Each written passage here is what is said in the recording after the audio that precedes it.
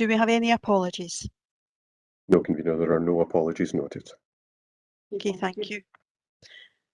Do we have any declarations of interest at this point?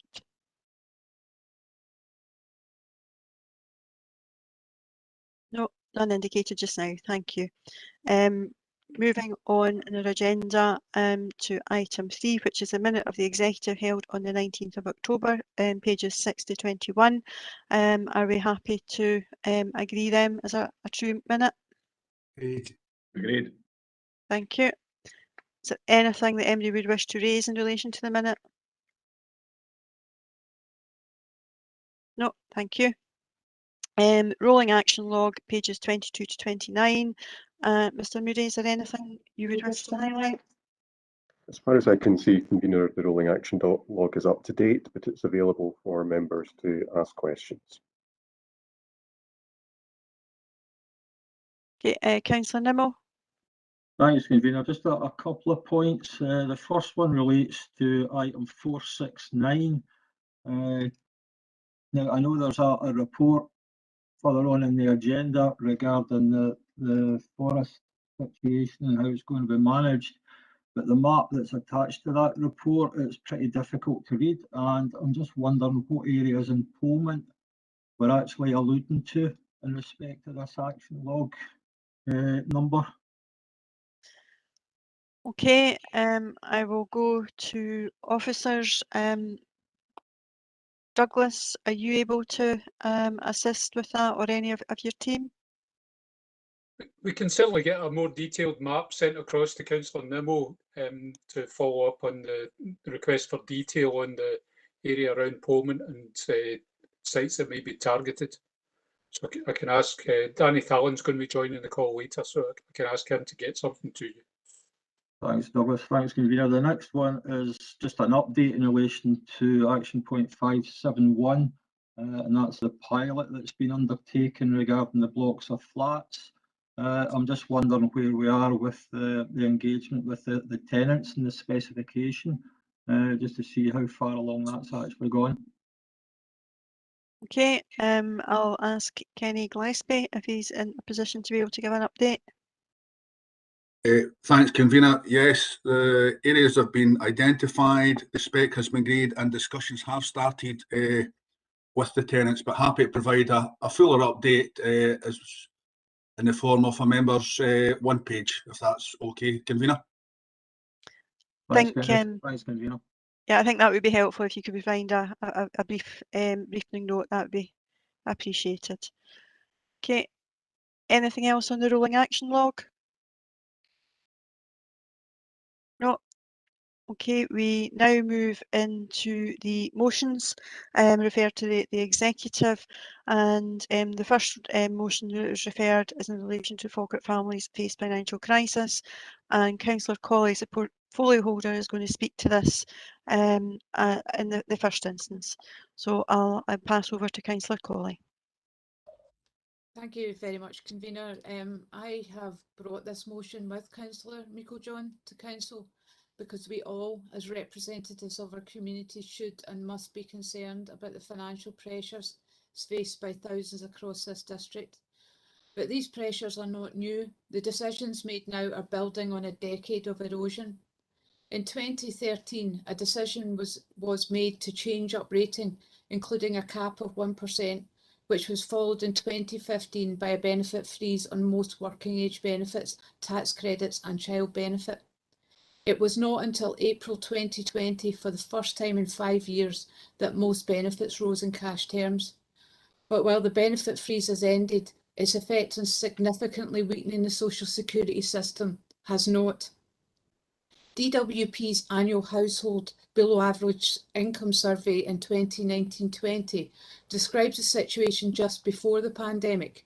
It shows that 43% of households in receipt of universal credit were food insecure, compared to 8% of the total UK population. Overall, 25% of households receiving any form of income-related benefit were food insecure.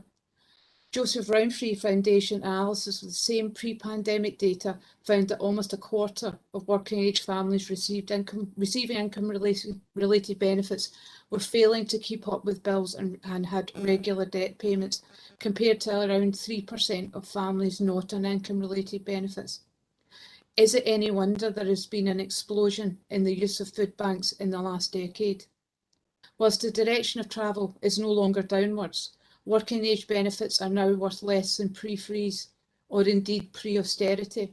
In fact, in real terms, the value of basic out-of-work support in 1920 at just under £4,000 a year was lower than it was in 1991-92, despite GDP having grown. Even worse, child benefit for a second child or beyond was worth less in 2019 than when it was first introduced in 1979. Let that sink in. The decisions made a decade ago were for the poorest in our society to pay the price for the foolhardiness of the bankers. Yet, whilst banks were bailed out, the government left too many of our citizens to sink or swim. The £20 increase in universal credit went a little way to rebalancing and strengthening the eroded social security system, yet at stroke, the Conservative government yet again decided that the poorest should pay the price. As the Joseph Rowntree Foundation has said, it will impose and has imposed the biggest overnight cut in the basic rate of social security since the foundation of the modern welfare state. Add to this rising food, energy and transport costs, a perfect storm is hitting our citizens, and which will cause untold harm to incomes, health and well-being of our communities. Nearly 13,000 households will lose nearly £5 million that they could spend on heating their homes, feeding themselves and their children. To give you just a small insight, according to the Office for National Statistics, the £20 per week represents half of the weekly food bills for low-income households, and that's just the loss of universal credit.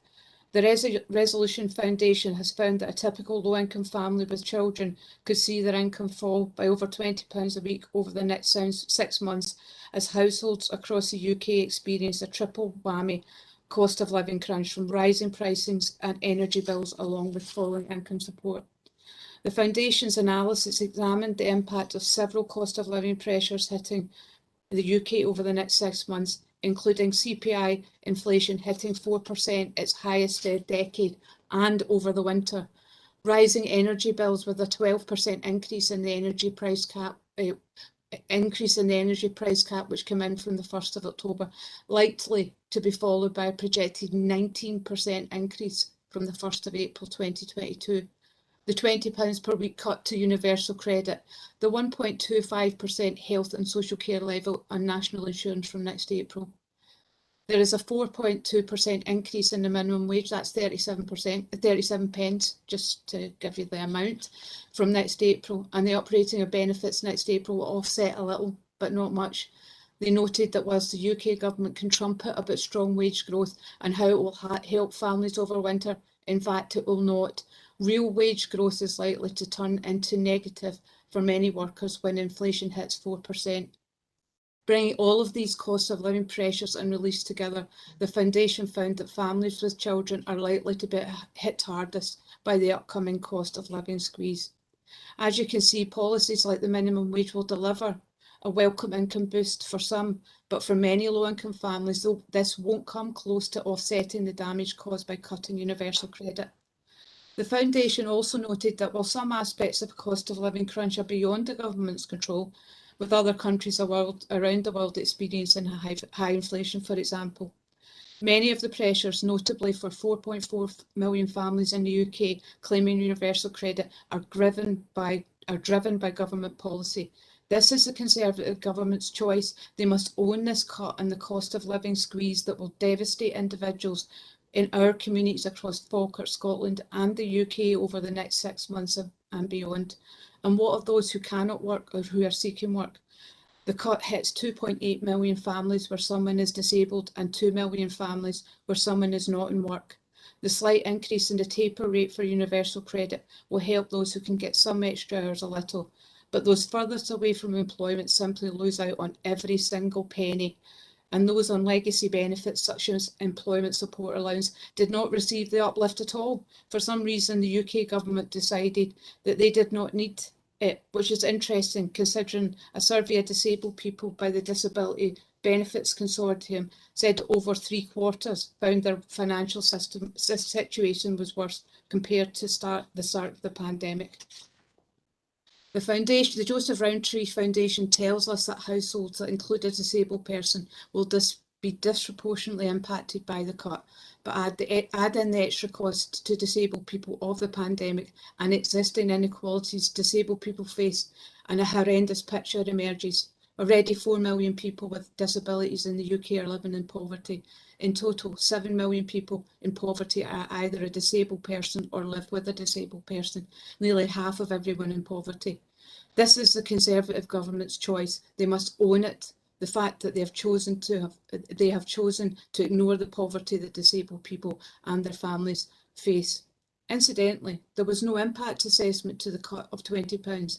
Is this because the impact is one that the UK government does not want to see? And I'm sure you'll hear, but what about the Scottish Government? What are they doing?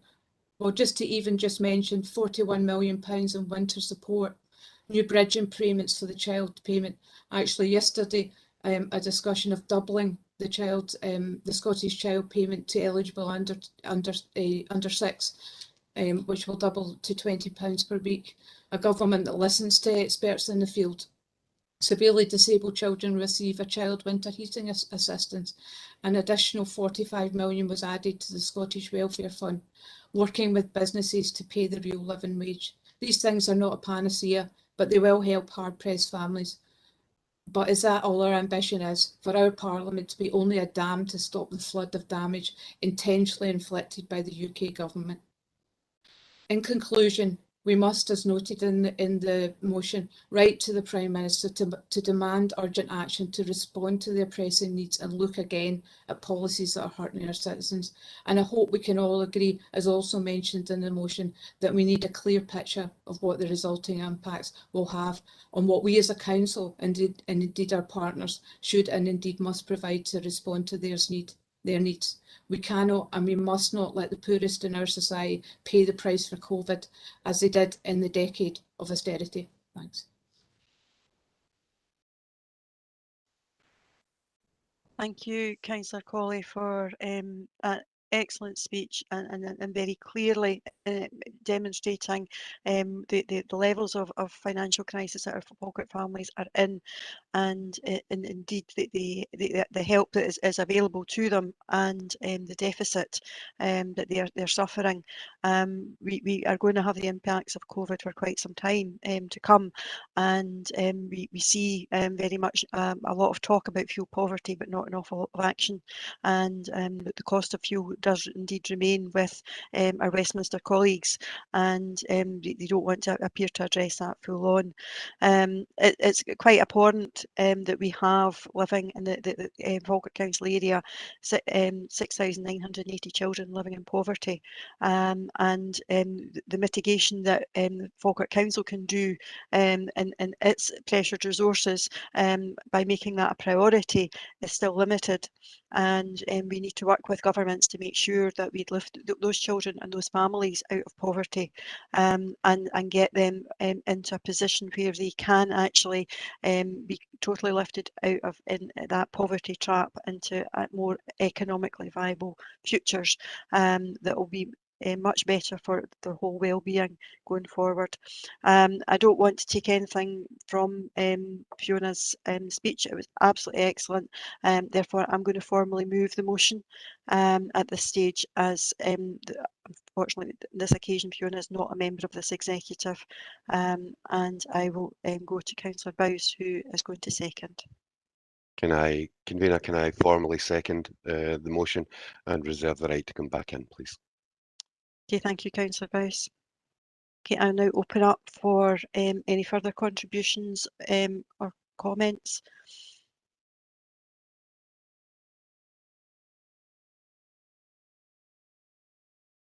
Councillor Kerr.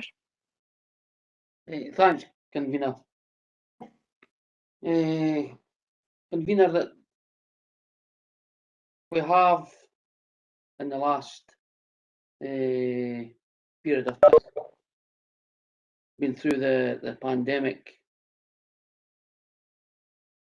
And there were certain points that Councillor Colley mentioned, and stats can be reversed in any way that you want to choose. In 2016, the Conservative government introduced the national living wage. The proportion of people in low paid work has fallen to its lowest level since 1997. The Conservative government accepted the recommendations of an independent low pay commission made up from economists, business groups and trade unions to increase the national living wage to £9.50 an hour and 6.6% increase.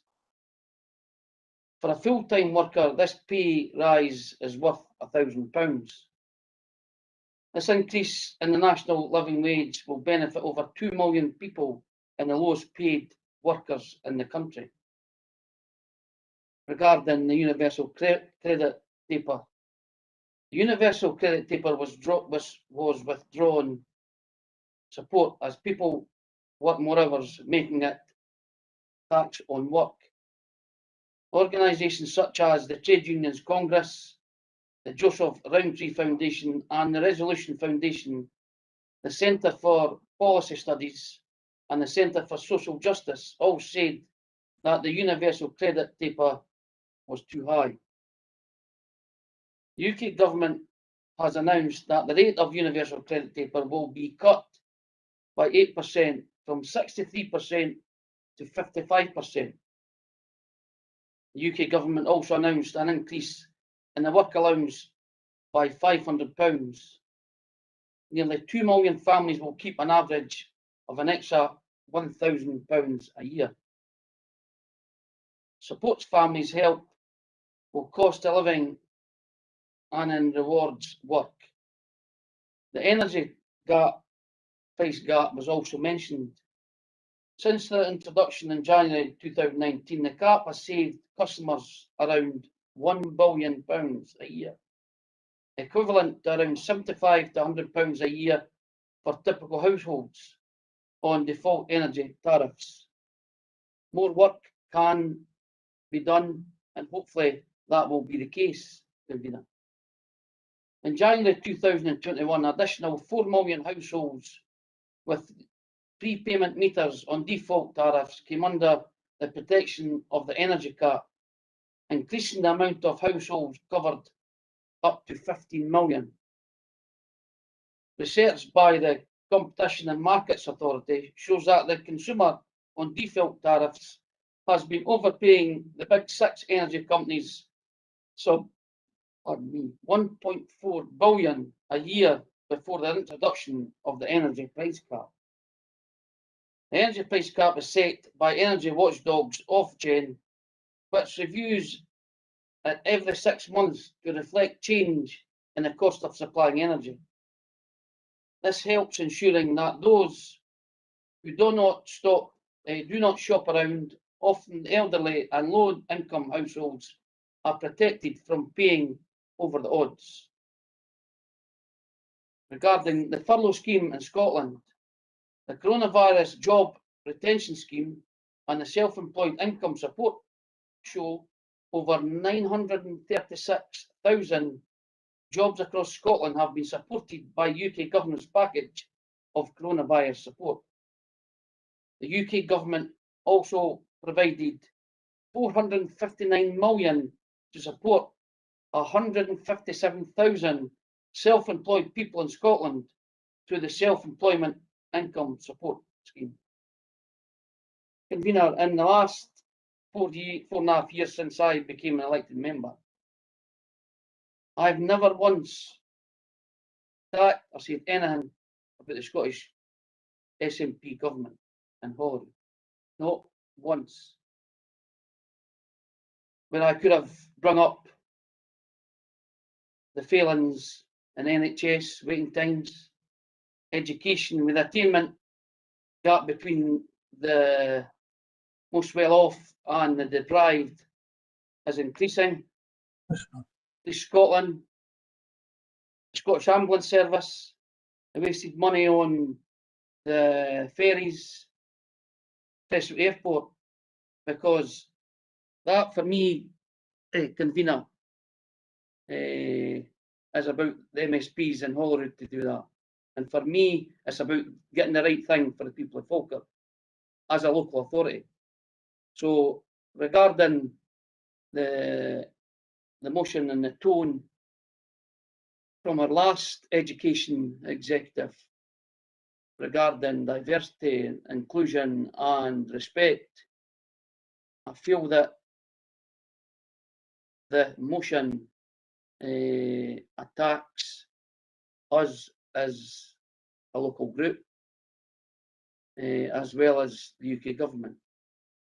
And I take homage to that, convener. And as I says, figures can be turned round to saying and they want to say, convener. So thank you very much for listening. Thank you, Councillor Kerr. Are you moving an amendment? I'll wait to whatever, we might have an amendment, convener. Wait to see what the rest of the committees comes forward with, if that's okay. Okay, okay, I'll leave it at that at the moment, but we may have to come back on that. But I'll go to Councillor Black. Thanks, convener. I think the points have been very well made regarding the difficulties families are experiencing, hard-working families under real pressure and struggling to put food on the table, or to choose between putting food on the table or heating their homes. Food bank use was rising before the pandemic, and it's rising dramatically since then. And we need to give people stability and dignity. And I was a single parent a long time ago now, but I was lucky because I had the cushion of being a single parent under a Labour government. And I see the reality of living under a Tory government, and it's not a pretty sight. People do deserve better. And I think we can see a brighter future now with Keir Starmer's shadow cabinet.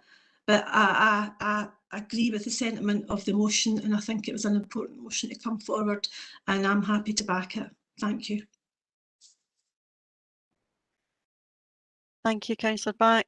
I've got Councillor Garner. Oh, and then Councillor Bissett. Apologies, Robert. I think Councillor Monroe's hand was up first there, convener. I wouldn't like to jump in front of Lynn. Okay, I beg your pardon, Lynn. The little arrow for the next page covers your hand, so apologies for that. Okay, are you happy to defer to Councillor Monroe first? Okay, Lynn. Thank you, convener. I think all of us understand the real challenges of poverty in terms of people struggling and having difficulties. I also feel that rather than slate government, which in very emotive tones, which really surprised me, we should perhaps look at it in a different way and much more collaboratively. I think we need a discussion on the causes of poverty. I understand that the Thrussell are doing this right now. And one of the things they've already discovered is that poverty with 16 to 24-year-olds is in many cases related to their lack of knowledge and understanding of how to budget. Because what we want is solutions, not to score political points, but to help people with these challenges. And it's not just a question of how much benefit we have. It's what are the underlying causes of poverty and how do we deal with them?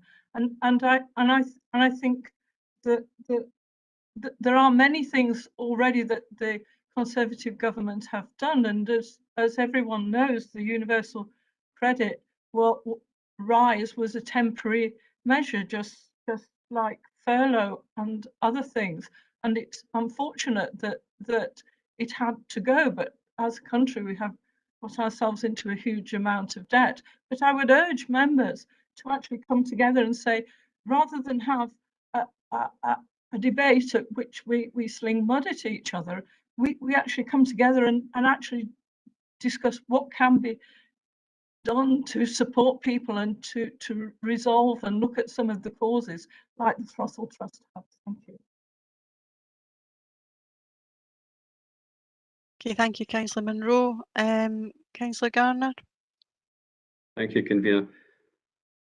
I listened to Councillor Kerr there coming in, and he's right, there is facts and figures everywhere, and I will mention some that are in the motion just in a second. But what I won't mention is I won't mention the House of Lords, I won't mention illegal wars, I won't mention Trident, I won't mention HS2. But what I will ask, would Councillor Kerr of one of his Conservative group get a comment on what's actually in the motion? And the Tory government at Westminster cutting £1,000 in universal credit to around 13,000 families right here in Falkirk, 4,683 of our most vulnerable households being subjected to the removal of £20 per week. Did his group, and did he agree with that cut? Okay, thank you, Councillor Garner. I think we'll see that as the debate goes on, the outcome of that. Councillor Bissett. Thanks, Convener. I think everybody here would agree that it came into local government to try and help as many people as we possibly can, particularly the most vulnerable in society. And we have seen over the past couple of years how the coronavirus has created probably more poverty and people struggling more than ever before. And I would certainly agree that we need to find ways of working together to help those most vulnerable in society. And certainly the cut, the £20 a week cut has made a significant difference to everybody's lives. And it would be really great if we could see that reinstated. I think there are ways that we could probably work to help people, and I'm sure the Scottish Government could provide additional funds as well as the UK Government. The aim being that we work together to try and lift people out of poverty. 6,980 children living in poverty in Falkirk is unacceptable, and we need to work together to try and lift people out of poverty. So I agree with the sentiment of the motion, albeit perhaps painted a bit too emotive for me, but certainly it got the message across, and it was. I'd like to thank Fiona Councillor Crawley for her speech. So moving forward, we'll see what the report comes forward, but moving forward, I would suggest that whatever we can do together as political groups to try and alleviate poverty in Falkirk and across the country, I think we should be working together to do that. But I would remind people that a Labour government introduced social security payments and to help people in society, created the NHS and all sorts of things. And our aim as a Labour Party is about equality and lifting people out of poverty and making their lives better. In many ways, and we've seen these changes over the years through changes to housing conditions and health and safety regulations and all sorts of things. So certainly our party is determined under the leadership of Keir Starmer and Anan Sarwar to help people come out of poverty, and we'll do everything we possibly can, and we'll work with others to achieve that. Thank you, Convener. Thank you, Councillor Bissett. Councillor Coombs. Thanks, Convener. I wasn't going to speak this morning, but it is quite an emotive topic, and we are all here, as Robert says, to help the people that we represent. However, I do think, as I say, I mean, I don't have a list of statistics, and obviously I don't have a prepared speech either, but I was delighted yesterday to hear that the Scottish Government are raising the child benefit. Also delighted that they've copied what was in the last Labour manifesto, where the Scottish Labour Party quite clearly stated in their Healthier Scotland part of the manifesto that they were going to not only increase the child benefit, but also the carers allowance, full-time carers were going to be lifted by £11 a week as well, because it's not just, as I said, children, as Fiona already had alluded to, that people who need care and are being cared for need that extra lift as well. The other point that I think has been missed completely is the fact that we as a local authority also have programmes that can help families, and the fact that the local authority budgets have been cut in the last, I don't know, go back as far as you like, but the figure that sticks in my mind was £1.5 billion. I think that was in the past since 2011, 2012, just before I came in. And obviously that too has an impact on the families that we represent. But as far as the motion goes, absolutely happy. And again, collaborative working. We as a group last night had agreed that, well, that Robert Bissett would second this to show how fully we do support Fiona's motion. But obviously that collaboration has got lost somewhere. Thanks. I would have to apologise for that, in that I've been in meetings since before 9 o'clock this morning, and if there was correspondence coming forward, I've not had an opportunity to see that. So I apologise to Robert if you wished to second it and didn't be given that opportunity, but I've just not had a chance to get into my emails this morning yet. I just thought it was important to put that Yep. on the record, that we were willing to support the motion. That is helpful, and I appreciate that, but and I do apologise that it's my fault, but it's just the business or the day that's kind of taking that over. Okay, Councillor Alexander, you wanted to come in? Yes, I get passionate as well when poverty is apparent, and when unfairness, inequality, and just downright bad management is responsible. We'll have to look at the difference between the direction that has been taken in Scotland, the difference from our colleagues in London, and south of the border in general. I don't know how long people in Scotland would tolerate Boris Johnson if he was First Minister. But I suspect it would be very, very few. And we'll have to again look at the statistics, and Fiona has done an excellent job as usual in highlighting the causes of poverty. And we know that there's a significant cause of poverty. We also know that the Scottish Government are contributing a great deal towards the mitigation of poverty.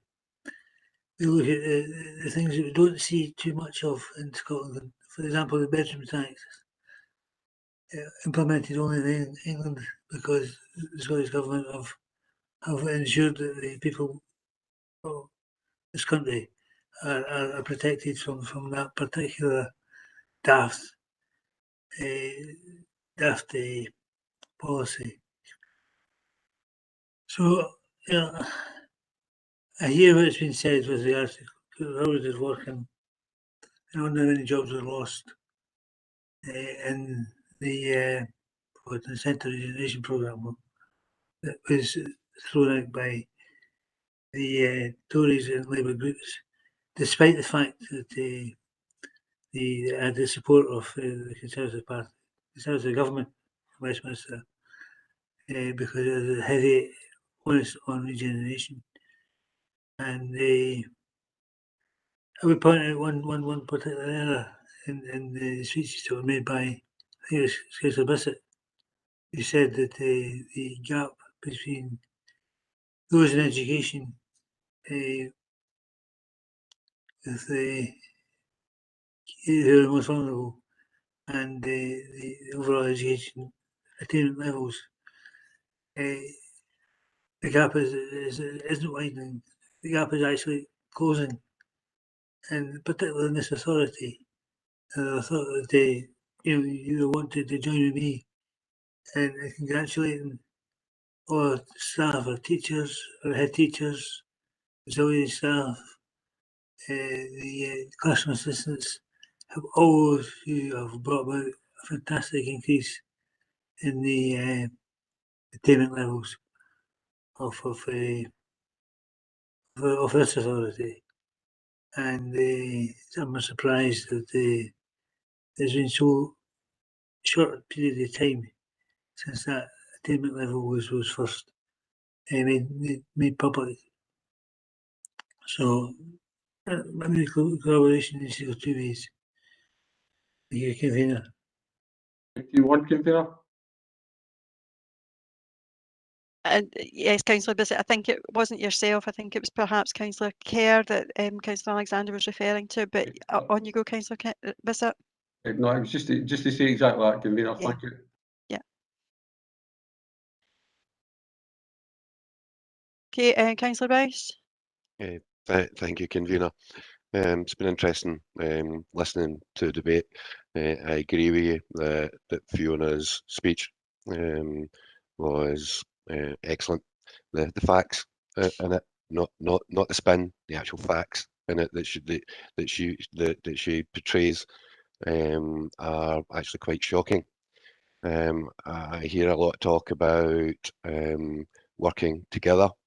From what I can see, what we've got is we get a certain amount of things which are decided in Westminster.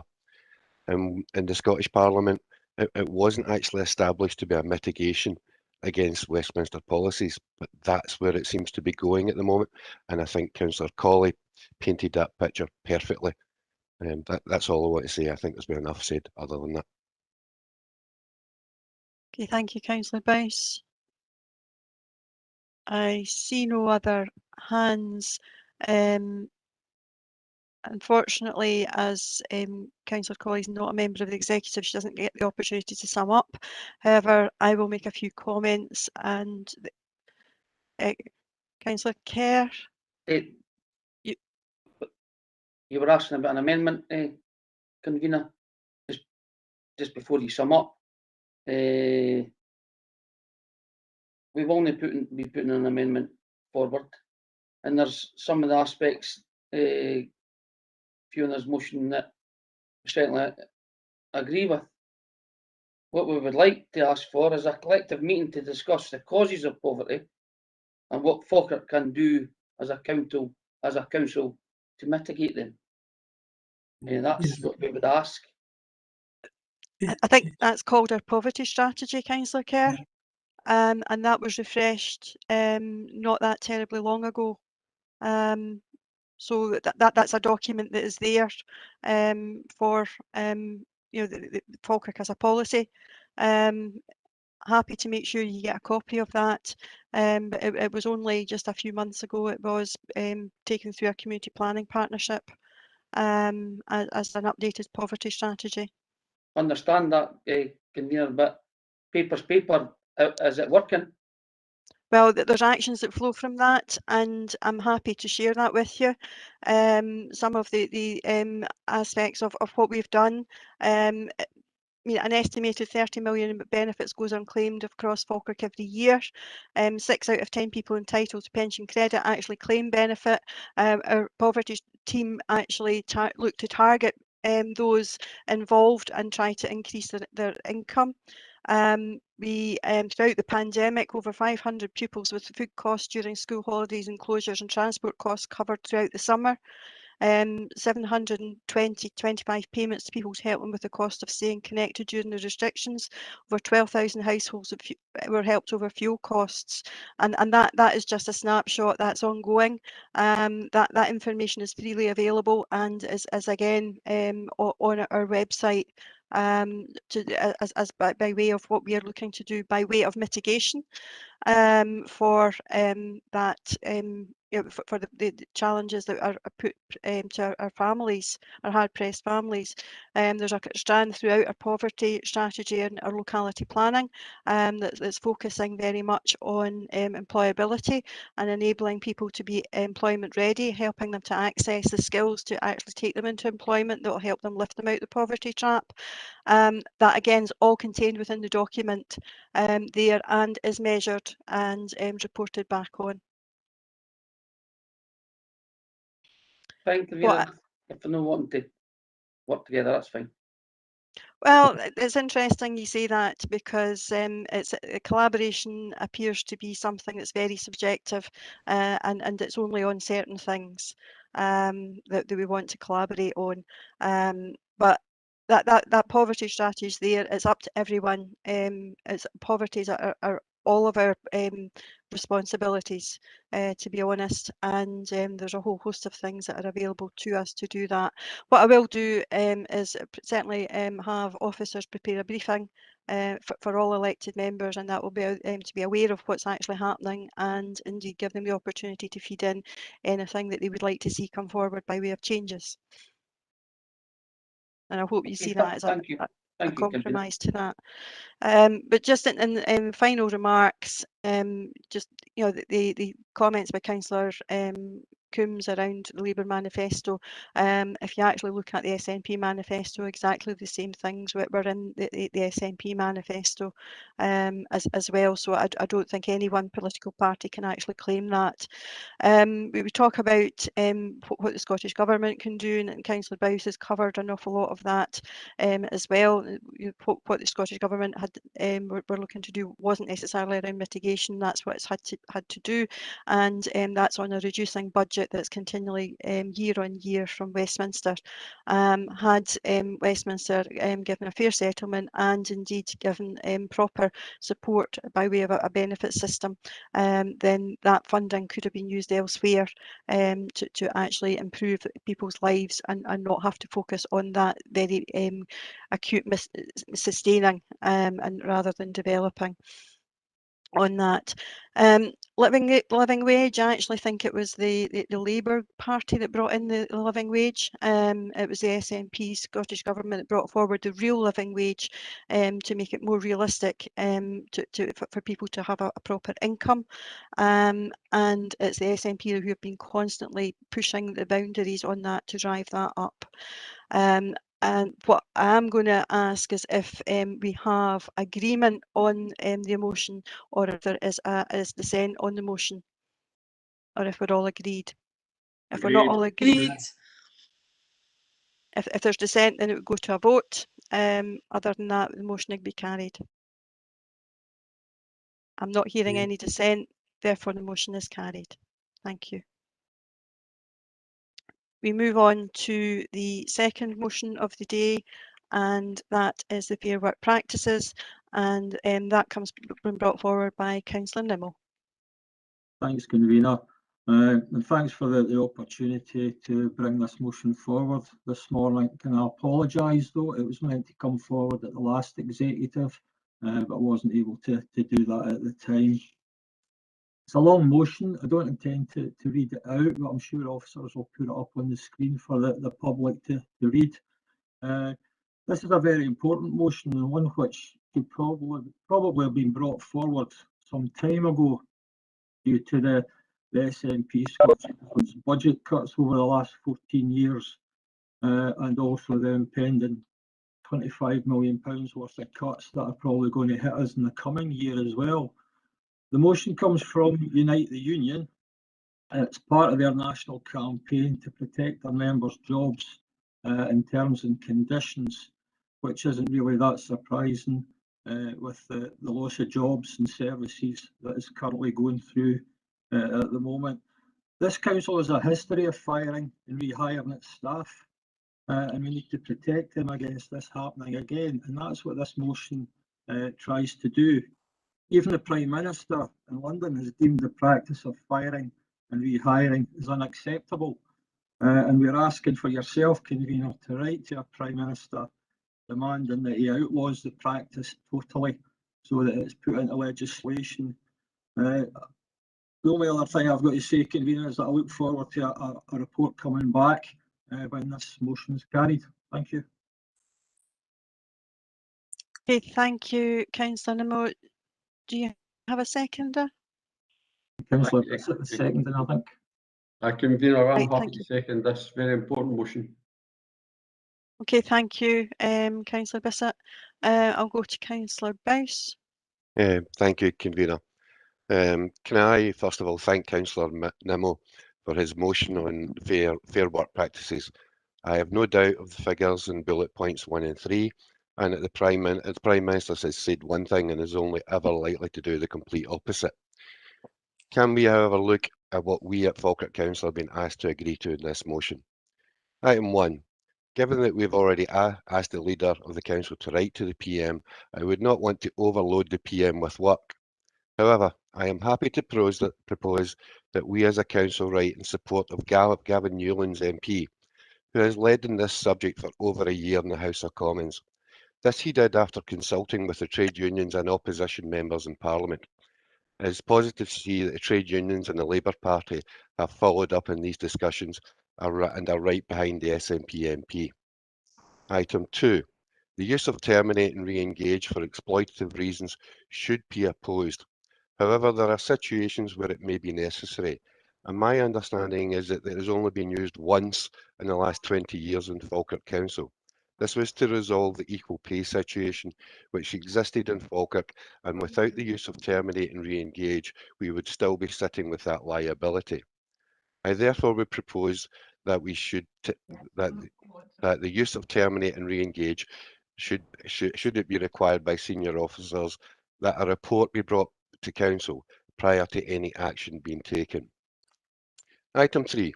The best way for the Council to fulfil the requests in this section is through our procurement process, and to assist us as to where we are now, can I refer everyone to the example of the Construction Charter from 2019. The Construction Charter has the following objectives: set the highest possible standards in construction projects funded by public money, promotes direct and secure employment, promotes quality apprenticeships and opportunities for local workers, guarantees the highest possible health safety standards including quality welfare facilities, encourages and supports the role of trade unions. The Sustainable Procurement Duty within the Procurement Reform Scotland Act 2014 requires that before contracting authorities buy anything, it must think about how it can improve the social, environmental and economic well-being of the area in which it operates. The Council's Procurement Board reviewed the endorsed charter. Additionally, the draft charter has been received and drafted in conjunction with Unite the Union. I am pleased to see that this has already been accepted by the Executive of Falkirk Council, and I will come to the current legislation later. Items 4 and 5 together. I'm surprised to see that the Labour group are not promoting Mr Barry Gardiner MP's private members bill in Westminster, as well as the trade unions campaign. Maybe because it becomes a year after the aforementioned private members bill by Mr Gavin Newlands MP. However, it doesn't really matter who places a bill in the House of Commons. It is actions that we were looking for. To that end, I am again pleased that what is being asked for in this motion also formed part of the SNP's manifesto for government for the elections in May this year. I would hope that the Labour group would get right behind the actions taken by the First Minister and her team. Employment law is of course reserved to Westminster, and therefore actions can only be taken in Scotland via the Procurement Law Reform Act. I am delighted to advise that the Scottish Procurement Policy Notes SPPN, published on the 24th of September 2021, extends the scope of the Fair Work Practices matters, as set out in SPPN 3, from 5 elements to 7 elements. This expansion is in response to the challenges faced in the labour market. The new elements seek to promote flexible and family-friendly working practices and oppose the use of fire and rehire practices. Public bodies are now advised to start incremental approach to implementing the expanded Fair Work First in the new procurement processes, and this was as of the 31st of October 2021, with a view to fully developing internal procedures so that Fair Work is incorporated all the relevant procurement processes in the financial year 22-23.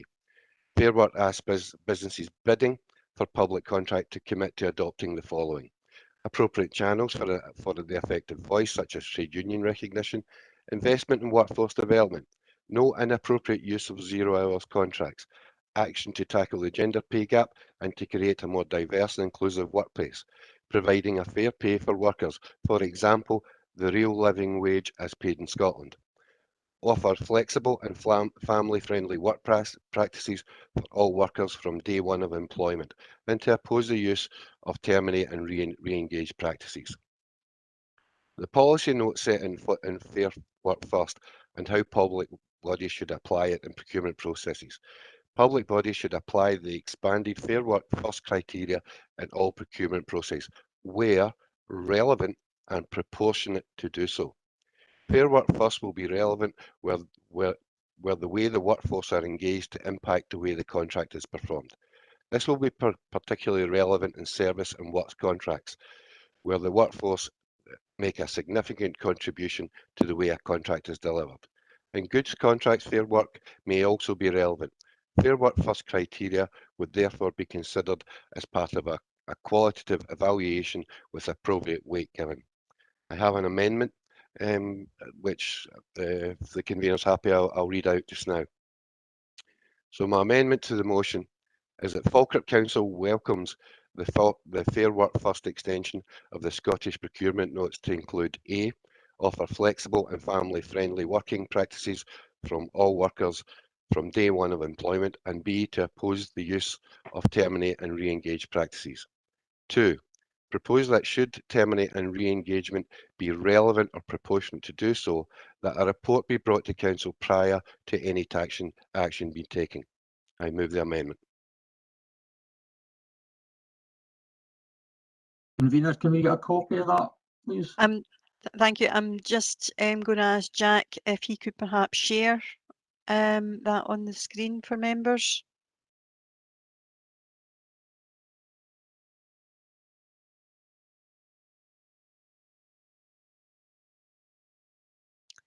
There we go. And while members are having the opportunity to read that, it's also been sent by email to you.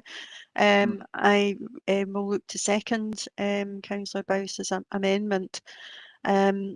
Just to re-emphasise the risks associated with a particular clause of the use of fire and rehire within the motion, and the potential to fetter the council in its business going forward. The option to terminate and re-engage contracts would only ever be used as a last resort, and one that should be avoided wherever possible.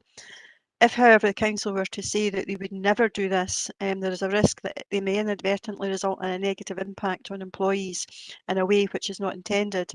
For example, as Councillor Bowes has referred to, an equality situation where there's a need to amend contracts to ensure the council meets its equality obligations. This could be where terms and conditions are having an equal pay or another equality impact.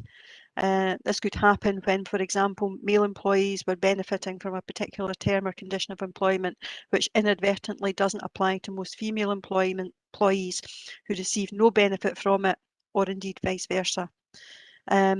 As we know, the situation arose during the single status, and as a result, the decision was taken to terminate and re-engage in order to ensure the equality commitments were achieved. This action to terminate and re-engage mitigated a significant financial liability for not meeting the equality obligations. Officers would never take such a decision to terminate and re-engage without referring the matter to members and setting out the options and the risks. In any such situation, it would always be for members to take the final decision on this, giving consideration to all the facts. So hopefully that gives an example of where the council would need to use it as a last resort, as termination and re-engagement. And that's the one particular area within the motion that's been put before us that is a real concern. And I would ask if Councillor Nimmo would give serious consideration to amending or to accepting the amendment. And a short recess, the amended motion. Yeah, I'm happy. I was going to ask for a short recess, convener. Before we do, can I maybe just ask for a legal opinion regarding any possible equality issues attached to the motion, because the motion was deemed as competent by Colin Moody, and I'm just wondering if there's any further opinion that you might want to offer at this point. Okay, I'm happy to do that. I'll go to councillors, beg your pardon, to Mr. Moody. Yes, Convener, I'm happy to confirm that yes, there was an opportunity to consider the motion in advance. It is a competent motion. I think the difference is between the issue of a motion being competent to be on the face of the agenda and what is the most desirable position for the council to adopt to fulfil its wider legal duties. And I think that is the point which is being made in relation to whether the council should abandon in all cases the opportunity to dismiss and re-engage. And as I understand it, the point that's being made by the leader is that in some cases, to fulfill in particular the duties under equal pay, then it may be useful to retain that opportunity to terminate and re-engage on terms which better fulfill the council's duties under equal pay legislation. And as I understand it, I think that has been the sole occasion when the council in the lifetime of its existence has used dismissal and re-engagement. So I think there's a broader difference between competency and then what the council deems the most desirable way going forward in terms of restricting its own opportunities to act in the future if needed. Thanks, Colin. Thanks, Convener. Can we have a short recess? Yes, 10 minutes adequate? That should be enough. Okay, thank you. Okay, thank you, folks. It's 10:58, so if we can be back by 11:10.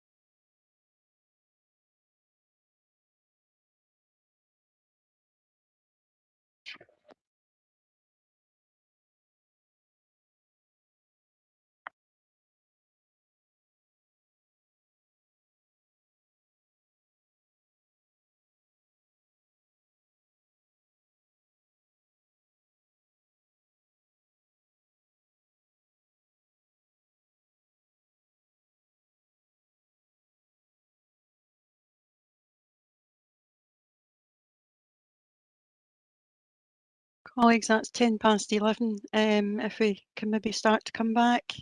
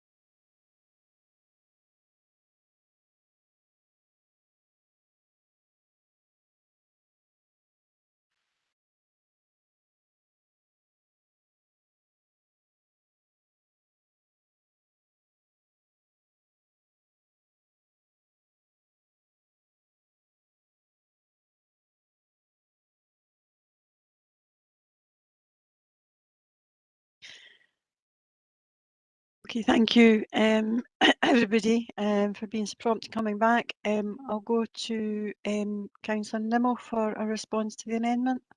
Okay, thanks, convener, and thanks for the short recess. Can I also take the opportunity to thank Gary for the amendment and the way he put it forward. On this occasion, the Labour Group's going to stick with the motion.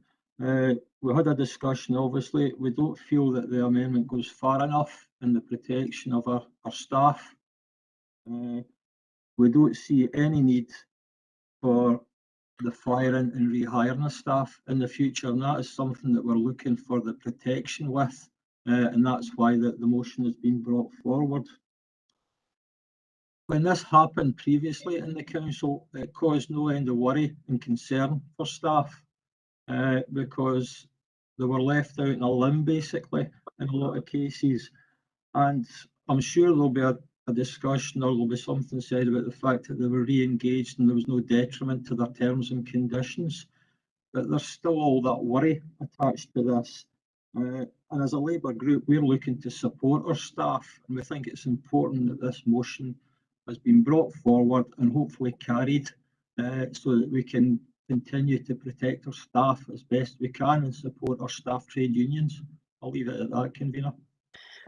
Okay, thank you, Councillor Nimmo. I've got Councillor Alexander, and he will very much remember the process of the equal pay, and I'm sure he'll have some wise words to give us. Indeed, Convener, what protected the staff was action that we took, because under the equal pay process, single status, the council was losing £300,000 a month. That was unsustainable. Unison and in particular couldn't support us, but nor could they oppose us, because it would take them 14 months to go through their internal processes, determine whether or not it met equal pay.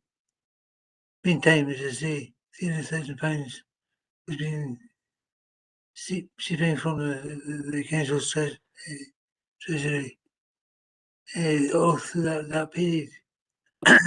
Excuse me, lose my voice already. And that was unsustainable. Really a hard choice to adjust people's contracts. Not one person lost the contract in their employment as a consequence of that. Not one person was detrimentally dealt, because we actually gave a significantly higher protection period. The existing wages of those who were in the red circle, in other words, those who were going to lose out as part of the equal pay process. We actually gave bigger protection, and it was the Labour administration that came in that actually reduced that period of protection. Now, I understand why, because it was it came into conflict with the Equal Pay Act. It came into conflict with our position as an equal pay employer.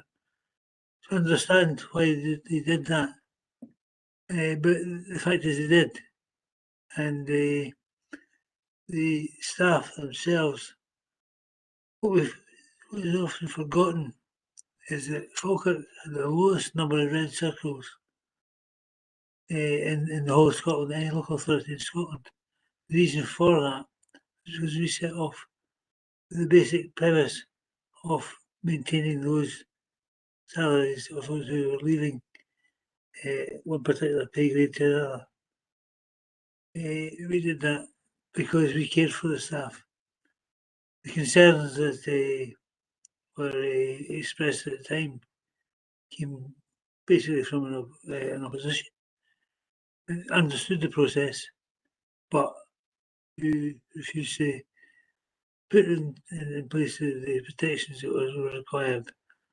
As I say, the biggest protection that was required was that we stopped the leakage of resources from Falkirk Council at that time. So, we also sometimes forget that the equal pay and single status process was a third will benefit, a third will lose out, and a third will remain the same. And the third that lose out, obviously, were unhappy with it was now. I can understand that. But that was the criteria that laid down. There was a disc set to Falkirk Council, showed how it should be worked, and our actions overtook that particular disc, the criteria that was laid down by central government through the courts at that time for implementation of the Equal Pay Act. So, you know, let's come back to the previous motion to talk about collaborative working. Well, we can have collaborative working if motions such as this and statements such as this come from the Labour Group this morning can actually demonstrate that they're prepared to work with the authority in issues such as single state equal pay. Don't say any sign of that, because what the motion and the action from the Labour Group has been so far was to effectively try to make political points scored from it, and that was not what we sought to do, and it's not what you should be seeking to do now. Falkirk Council would have been bankrupt if we'd stayed who we were, and that was recognised by senior officers, recognised by members of the administration, I believe it was also recognised by the opposition at that time. But hey, that's not the facts in the way a good political point scoring exercise. Thank you, Provost. Thank you, Councillor Alexander. I'm going to maybe just ask Karen Algie to come in to just speak about the real risks to the council in that particular fire and rehire or disengaging and re-engage, as that could be something that we would have to deal with in the future, particularly around any further equal pay issues, which that there potentially is on the horizon should certain changes be implemented. But I think members really need to hear and take cognizance of the risks to the council. Karen, you want to maybe just give a wee bit of an overview again about why we should really retain this? Yes, no problem at all, convener. I think, as Councillor Alexander has said, the last time we undertook this and the council decided to take such action was back in the days of single status, which were 15 years ago. I'm not aware of us having done this before, and nor would officers ever take such action lightly or without council agreement to that, because it is such a significant step to take. But the risks can be significant, and as Councillor Alexander has outlined, at the time of single status, we did have increasing liability on a monthly basis because of equal pay risks. There were a number of employees who had already accepted the changes to contracts, so the termination and re-engagement in that situation was to resolve not all employee situations, but a smaller number of employee situations where there was a refusal to accept the changes. But that refusal brought with it not just liability for the council and costs with that, but equally an imbalance of equality across the workforce, which would have meant that there was a real equality risk there. And it was at that time, it was around males receiving pay which females in turn did not receive, and just keeping that in simple terms. I think as you go forward, the risk is always that your employment legislation changes through case law, and the risk that you have is that equality legislation changes. There will be times where we do need to amend contracts as a result of that to keep on the right side of equal pay and equality legislation. Now, that doesn't happen very often where you actually have to change contracts. It's quite rare where you need to change contracts. We would always try and do that through a negotiated agreement, discussion and agreement with the trade unions and with our workforce. We would also seek to to obtain voluntary acceptance from the workforce, setting out the reasons. Where all of that isn't possible and there are risks there, it would then be for members to take any such decision, weighing up all the various risks of any situation of not taking action versus taking action. It's not an automatic that council would decide to do that, but it would be an option that would be available to you. If you remove that option, there is a risk potentially that you could be in a quality situation that you can't then address, and it could take you to a tribunal situation, albeit the last time we were in that situation, as I say, was 15 years ago. So it's not something that happens frequently. Thankfully, it's not something that happens frequently, and it's not action we would ever take lightly if we were to ever put forward a paper to members setting out those options. I hope that covers it off, but I have to answer any more questions, convener. Thank you, Karen. I think that was helpful to hear from you that you know, it should that not be enacted as the amendment asks for. There is still an option that could be vetoed at a council meeting by members, depending on the particular circumstances. But it's probably better to have the option available for the engage and re-engage, rather than not have it and leave us in a very difficult position going forward. But I think Councillor Harris, you wanted to come in. It's okay, convener. Karen Aldry has really answered a point I was going to make. Okay, thank you. Is there any further contributions?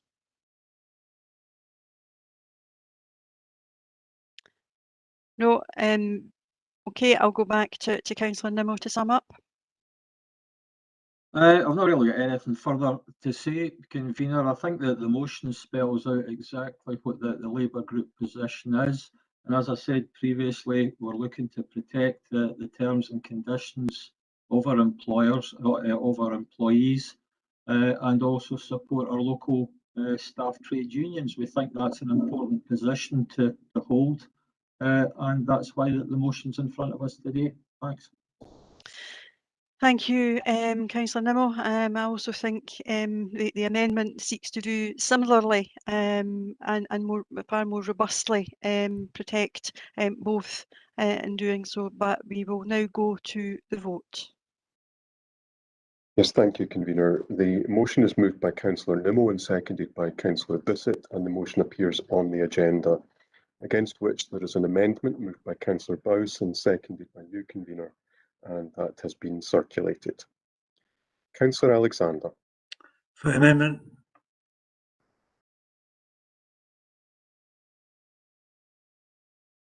Councillor Bissett. Motion. Councillor Black. Motion. Councillor Bowes. Amendment. Councillor Coombs. Motion. Councillor Garner. The amendment. Councillor Harris. Abstain. Councillor Hughes. The amendment. Councillor Kerr. Abstain. Councillor Meiklejohn. For the amendment. Councillor Monroe. Abstain. And Councillor Nimmo. Motion.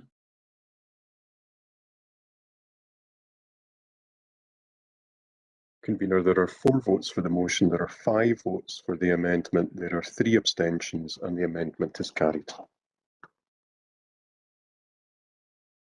Okay, thank you, colleagues, for that debate.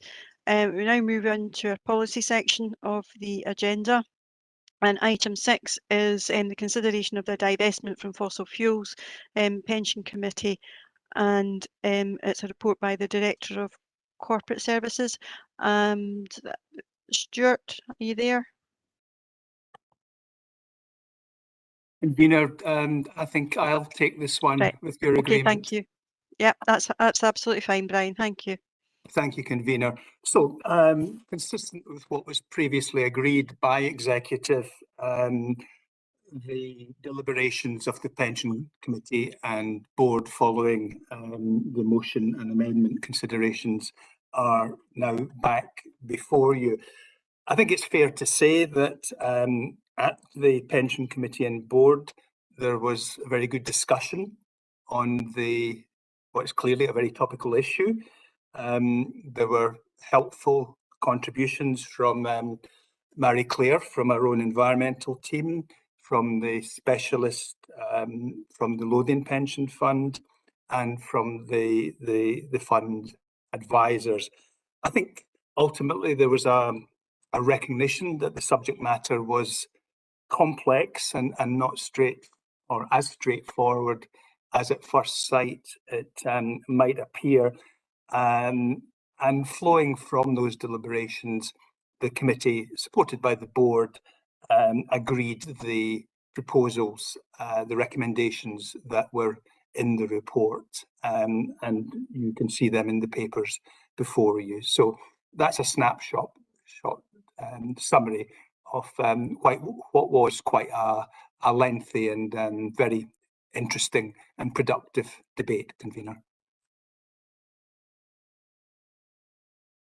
Okay, thank you, Brian. I'll go to Councillor Garner. Thank you, Convener, and thanks to Brian for that short summing up. Having read this report, I believe the recommendations contained within go nowhere near far enough. The burning of fossil fuels is the biggest driver of climate crisis, yet fossil fuel companies are still working to increase their production of oil and gas. Even the current financial markets have changed, favouring clean energy investment and highlighting the anticipated downward trend for fossil-based fuels. Leaving the moral aspect aside for now, it is my understanding that given the strength in renewable stock, a decision could have been made taken purely on financial reasons. Added to the uncertainty surrounding fossil fuel extraction is an acceptable reason for a fund to do so, given no grounds for a legal challenge as mentioned in the report. Indeed, the former Bank of England Governor Mark Carney warned in December 2019, fossil fuel investments risk becoming stranded assets that is worthless as investors exit the sector. Currently, we at Falkirk Council invest over 4% of our total fund in fossil fuels, and that ranks us as one of the top local authority investors in the UK, a table I'm certainly not proud of. Our direct fossil fuel investments, and 4 of the top 5 in terms of amount invested, are South 32 Australian Mining Company, Anglo American, another mining company, BHP, Royal Dutch, Shell, all of whom have coal mining as one of their industries. This is something I cannot support. The long-term trend is clear, and fossil fuel age is ending, and by contrast, the renewables continue to grow at a remarkable rate. So who has already divested are beginning to do so? The UK's biggest pension fund, the government-backed National Employment Savings Trust, with 9 million members, is to begin divesting from fossil fuels in what climate change campaigners have hailed as a landmark move for the industry.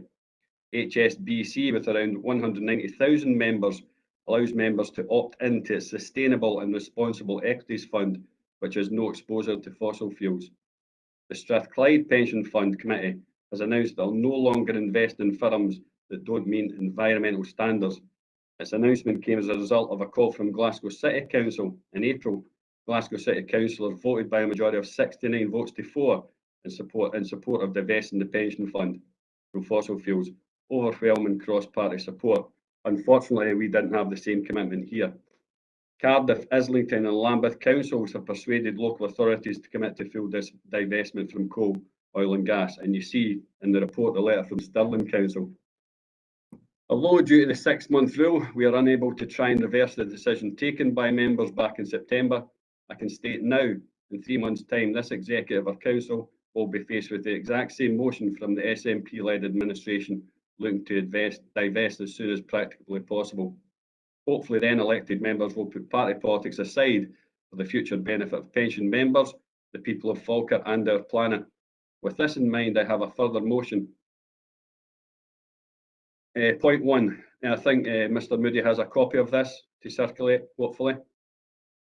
Point 1, notes the report to the Pensions Committee on consideration of divestment from fossil fuels and notes the outcome of the considerations by committee, in particular the decision to instruct officers to identify a process and methodology whereby direct investments in fossil fuel companies can be tracked in terms of effective actions by these companies consistent with the Paris Agreement. Point 2, request that the executive receives a report when this methodology is agreed. And point 3, request that Pensions Committee reviews the effectiveness of its chosen strategy annually. Thank you, Convener.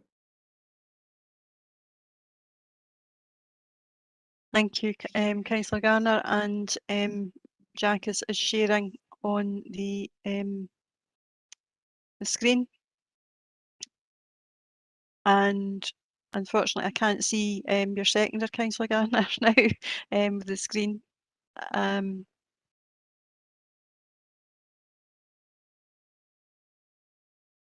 Councillor Hughes, was it yourself? Oh, sorry. No, but I'm happy to, it wasn't myself, but I'm happy to formally second the motion. Thanks, Gordon. Thank you for that. Okay, I've got Councillor Munro. Thank you, Convener. I understand Paul's feelings about the issue, but if we look at the whole picture in the round, what we're working towards in all sectors is transition. And I believe that the pension meeting and report state very clearly where we are and why. And if you look at 4.18.6, it makes clear, it says fossil fuel is only one part of the climate equation. Lots of other industry sectors contribute to emissions, e.g. agriculture, transportation, industrial production. Equality, the environment and social risks associated with mining, raw materials for the renewables industry, e.g. cobalt, nickel, lithium, brings its own challenges. The problem is wider than fossil fuel. And it goes on to say that the vast bulk of financing for fossil fuel comes from bank lending and bond issue, not equities. So I think maybe we're missing the point here, and we need to give these industries time to make the transition because they're already on this road. So I think the report says it all, and we should listen. Okay, thank you, Councillor Munro. Any other contributions? Councillor Bissett? Thanks, Convener. I listened to the Pensions Committee discussing this. I listened to the experts as well, and what they had to say, and I certainly agree with their conclusions. That we did make the right decision to refer this to Pensions Committee for comment. I think at the time Councillor Gardner was hoping we'd make a decision, but I think common sense prevailed and we moved it to the Pensions Committee, and they had a robust discussion on this, and their conclusions are quite clear. So we're happy to note the report, Convener. Okay, thank you. Any other comments or questions or contributions?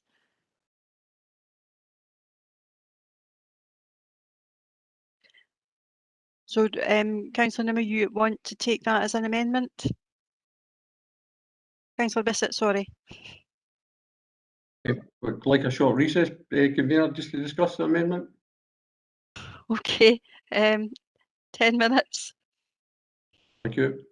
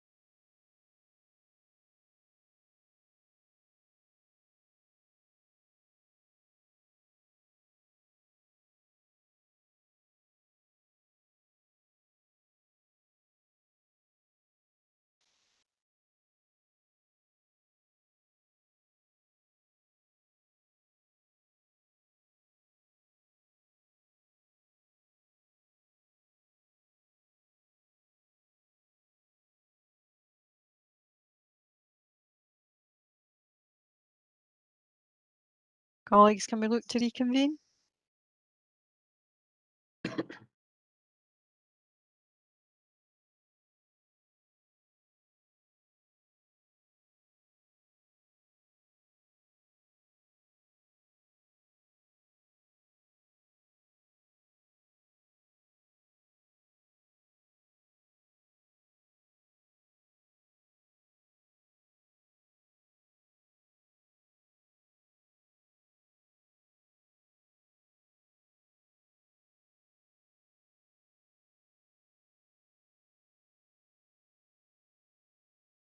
Okay, thank you, folks. I'll go to Councillor Bissett.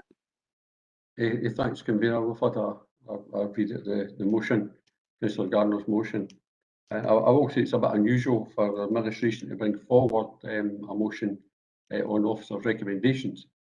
So we've had a read at it, and our amendment that we're going to bring forward is basically simply to agree the officers' recommendations, convener. Thank you. Okay, thank you. I will now go to Councillor Garner to. All right. Okay, Thank you, convener. sorry. Thank you, convener. Oh, sorry. Sorry, could you just confirm? Can I confirm a seconder for Councillor Bissett? A second, convener. Thank you, Councillor Black. Councillor Garner. Thank you, convener. There was a motion against this because it wasn't something that the administration had brought forward or was in support of at the time. So the amendment we've got, Robert, you're not taking that of the motion we've got, no? No, we're agreeing officers' recommendations, Councillor Garner. Okay, right. I did think it was prudent of us to get reports back from the Pensions Committee and to see what they're actually doing, the methodology that they've agreed to, and getting some update from what they're actually doing. So yes, I think we'll just need to move to the vote on this one, convener, then. Okay, thank you. I'll go to Mr. Moody for the vote. Yes, thank you, convener. There is a motion moved by Councillor Garner, seconded by Councillor Hughes, which has been circulated, against which the amendment is the officer recommendation at paragraph 2.1, moved by Councillor Bissett and seconded by Councillor Black. Councillor Alexander.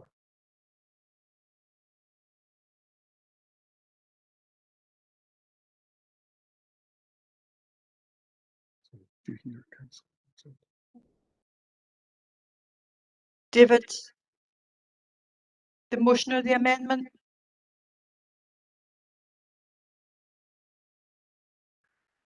I think you may be on mute, Councillor Alexander. I can't hear you. Better. That's it. Apologies for that. The for motion. Thank you. Councillor Bissett. Councillor Black. Councillor Bowes. Motion. Councillor Coombs. The amendment. Councillor Garner. The motion. Councillor Harris. The amendment. Councillor Hughes. The motion. Councillor Kerr. Amendment. Councillor Meiklejohn. For the motion. Councillor Munro. I think you're on mute, Councillor Munro. Amendment. And Councillor Nimmo. Amendment.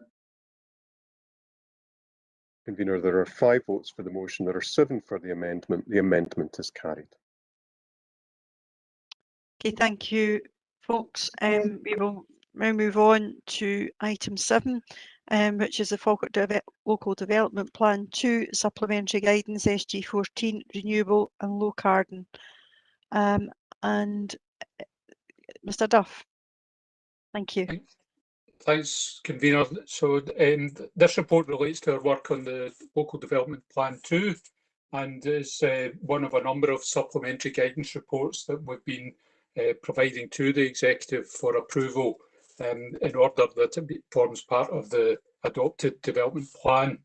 And so we're asking that the executive agrees to the attached document, the supplementary guidance on renewable and low carbon energy.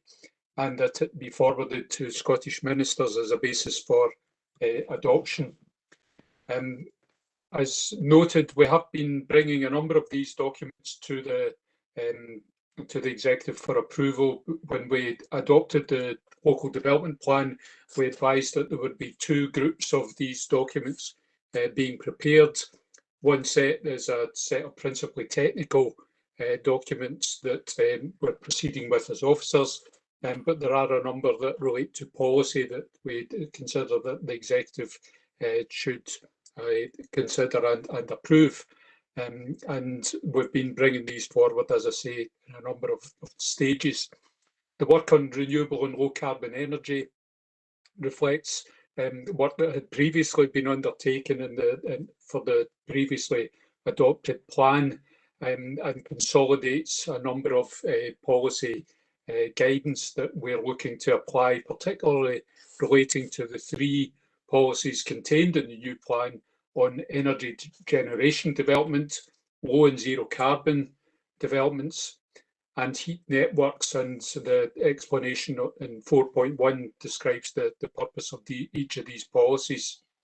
The supplementary guidance goes into further detail in regard to each of these policies and their application, and provides a toolkit that developers, communities, individuals who are looking to use these technologies in their developments can use to give guidance and support in progressing these proposals. And that can include biomass, combined heat and power schemes, solar, ground, air and water source heat methods, geothermal, hydro, etc. And it includes the potential for district heating, which we have looked at quite extensively in the past in the Falkirk area. And so it gives that guidance. The document itself gives an overview of each of the technologies and gives guidance as to how these can be applied in new developments. And there's some good examples shown in the appendices as to how some of these technologies have already been used in the Falkirk area or might be further used in developments as they come forward. We undertook quite extensive consultation in preparing this document. Around 550 agencies contacted. The responses are noted in section 5 of the report, principally supportive, and some suggestions coming forward from government bodies that will help with the delivery of these schemes. We do note some objections that came through from the Grangemouth chemical cluster companies, but these related more to the policies that were suggested in the plan rather than the guidance itself, and are therefore beyond the scope of the guidance. But we have been working with these chemical companies in the work that we're undertaking down in Grangemouth, and we believe that their concerns are adequately addressed in the guidance or in further work that we are doing with them. So in all, the report clearly, and the guidance given clearly assists with the Council's sustainability and environmental policies, particularly in moving towards net zero. And we think that this will help the area overall contribute in its work to reduce carbon.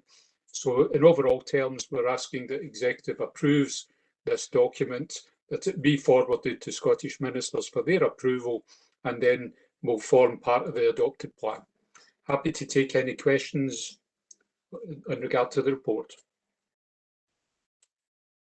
Thank you, Douglas. I'll go to Councillor Alexander. Thanks very much, Convener, and thanks very much to Douglas for explaining away what is an ongoing process.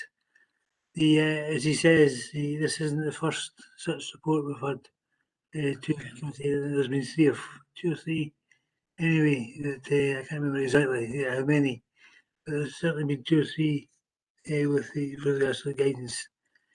It's right and proper that the amended guidance takes a greater cognizance of the issues of climate change, and places how that's contained within the heart of the local plan. If this proposal is accepted today, I don't see any reason why it would be accepted. As I say, we've had several of these reports, similar reports, before us, and they've always been accepted without too much debate.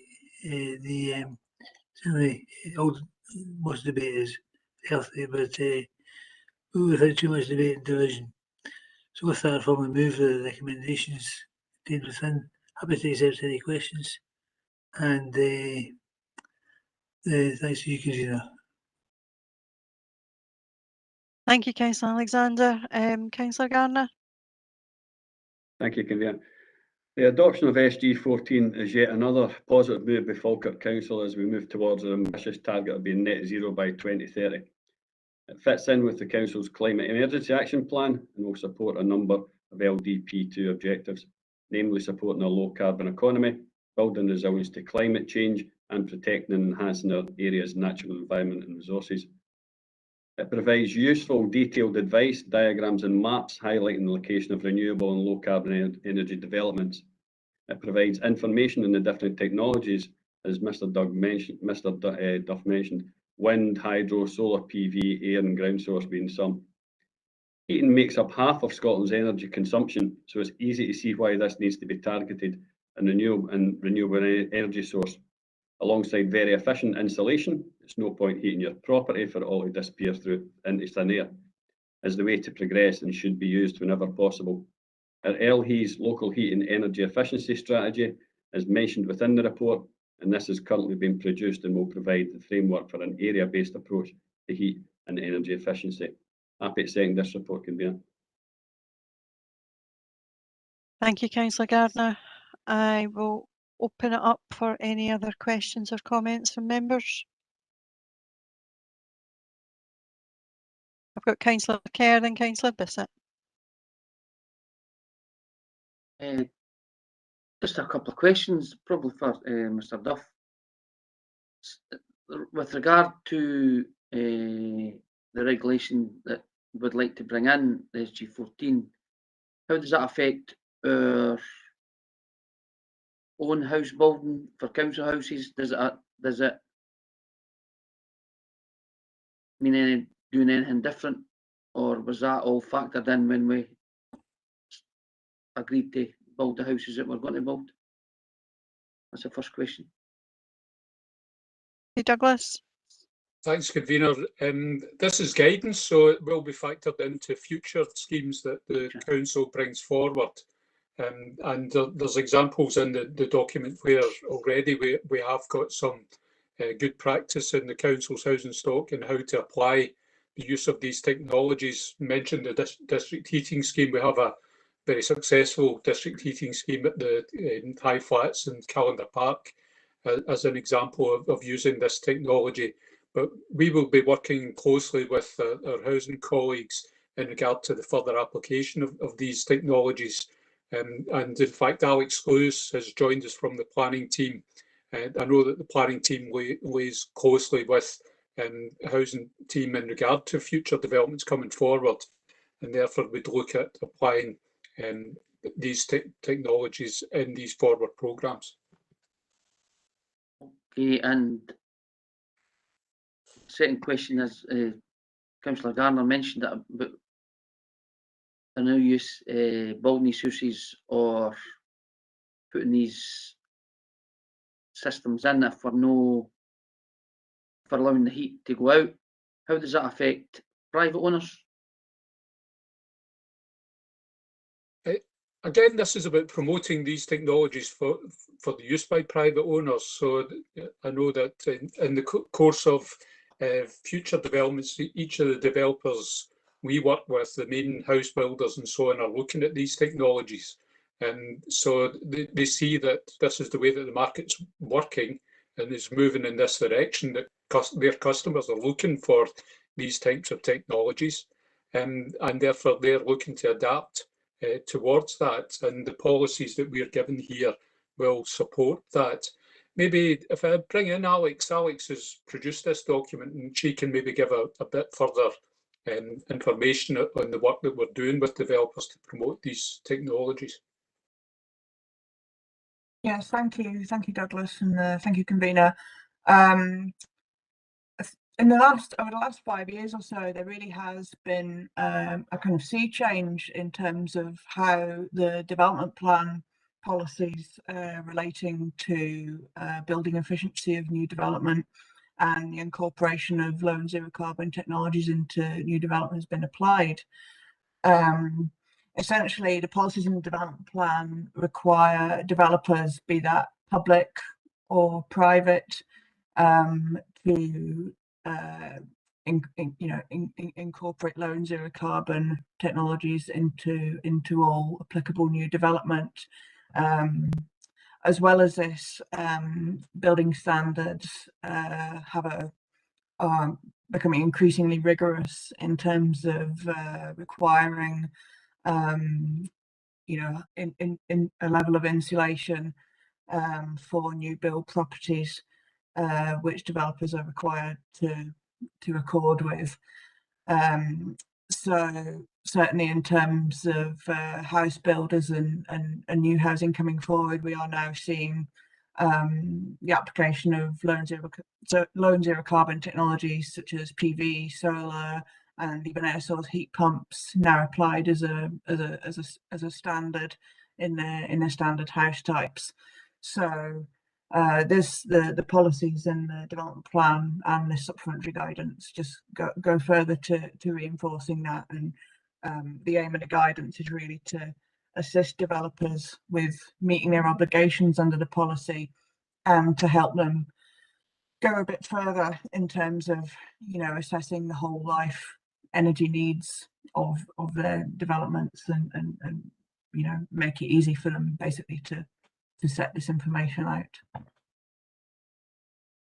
Thank you, Alexander and Douglas. Thank you, convener. Thank you, Councillor Bissett. Thanks, convener. We welcome this report. I think it's just a natural evolution of LPP2 given the current technology we have and the way it's the technology that's emerging. So I think any developer worth their salt would be embracing the new technology anyway. So not much more to say in that really. Just we welcome this report and we accept the report, convener. Thank you, Councillor Bissett. Councillor Munro.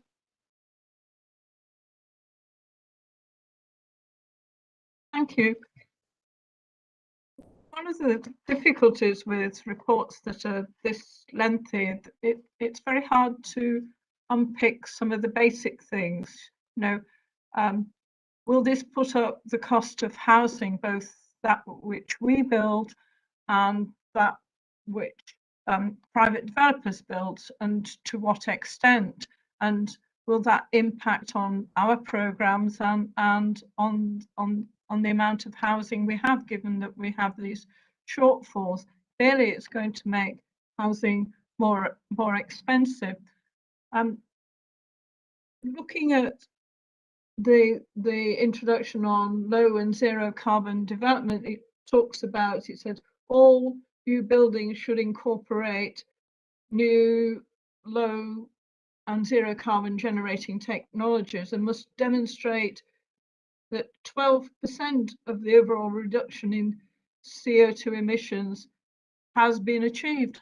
How do we do this? I mean, there are some really difficult questions in here, and whilst we all understand the reasons for it, this is a hugely lengthy report which actually has some really difficult questions. I know people who have built houses using air source or ground source heat pumps, and these houses have been vacuum sealed, so it is an expensive form of housing. So I wish that the report had actually given us some very clear ideas of what the impact on builders is for this in terms of cost, and whether it would make any real difference in the number of houses being built. And I'd like to understand how we measure whether or not people are meeting their targets that are laid out in these reports. Thank you. I think through you, convener, this is down to the assessment of the applications coming forward at planning committee, and also the regulations that are applied by building standards officers. So, and as Alex has pointed towards, the regulations that building standards are applying are increasingly rigorous in terms of the impact in reducing carbon. And so there's a combined set of drivers here between what the public is looking for, because increasingly the public are looking for these kinds of technologies to help them to reduce carbon, and acknowledge that while there may be an upfront cost, that in whole life terms they can actually see a benefit from these technologies, and increasingly that is something that's coming through in discussions with developers. And as I say, at the regulatory end, building standards officers will expect that these buildings are going to comply with regulation and reducing the likelihood of carbon emissions arising from the development. So in both terms, there is a push towards applying these technologies. Ultimately, there is a call for the planning committee when it comes to appraising a scheme as to whether it wants to accept a case put by a developer were they to wish to avert themselves from proceeding with this technology. It can be considered, but they should give good grounds for that, and there can be an environmental appraisal that accompanies an application, particularly for large-scale applications, that should demonstrate that they have had proper regard to this kind of technology and whether it can be applied or not, and a decision can be made on that basis. Douglas, you don't answer the question. How are we going to measure this? Is somebody from your department going to go into these houses when they're completed to assess the level of that has been reached? Yeah, building standards officers.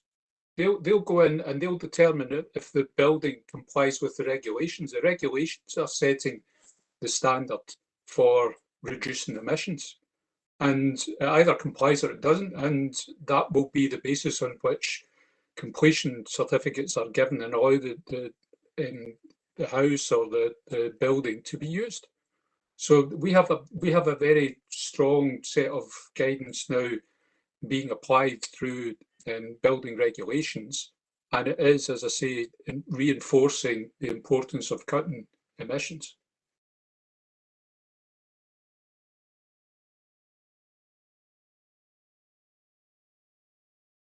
Okay, thank you, Douglas. Gary? Thank you, Convener. Just a comment.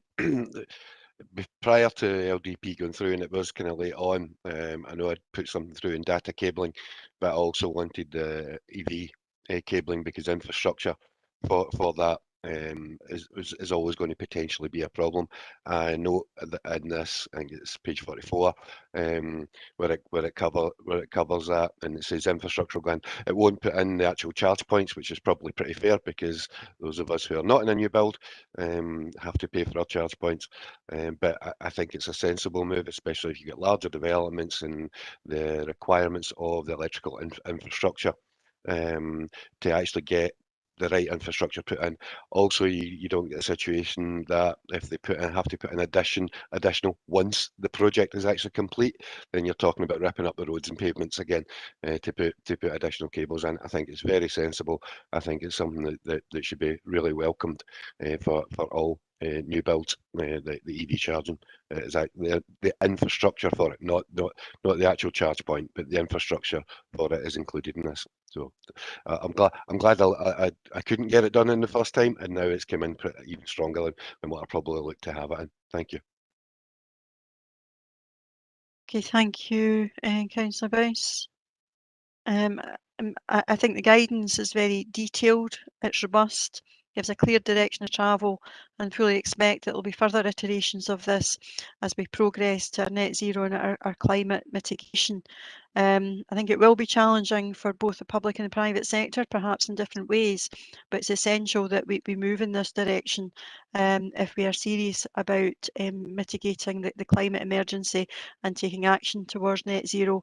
And we are much better moving in that direction now, before we have to be reactionary to legislation that comes in. And I think this is definitely a good step for us, and will help us make that step change. Councillor Garner, is it a question? Because you've It's a already question. spoken. Does the Conservative group have an amendment? Because Councillor Munro was certainly talking against the report there. No, we Well, don't there's- have an amendment. We support the guidance. We're just happy to ask some Okay, questions. thanks for that, James. Sorry. Okay, Councillor Hughes, and then I'm going to go to Councillor Alexander to wind up because we need to move on. Yep, thank you, Convener. Just a few observations and thoughts I had was that guidance is always welcome. And when reading the report, it's given me a greater insight into carbon reduction through new technology.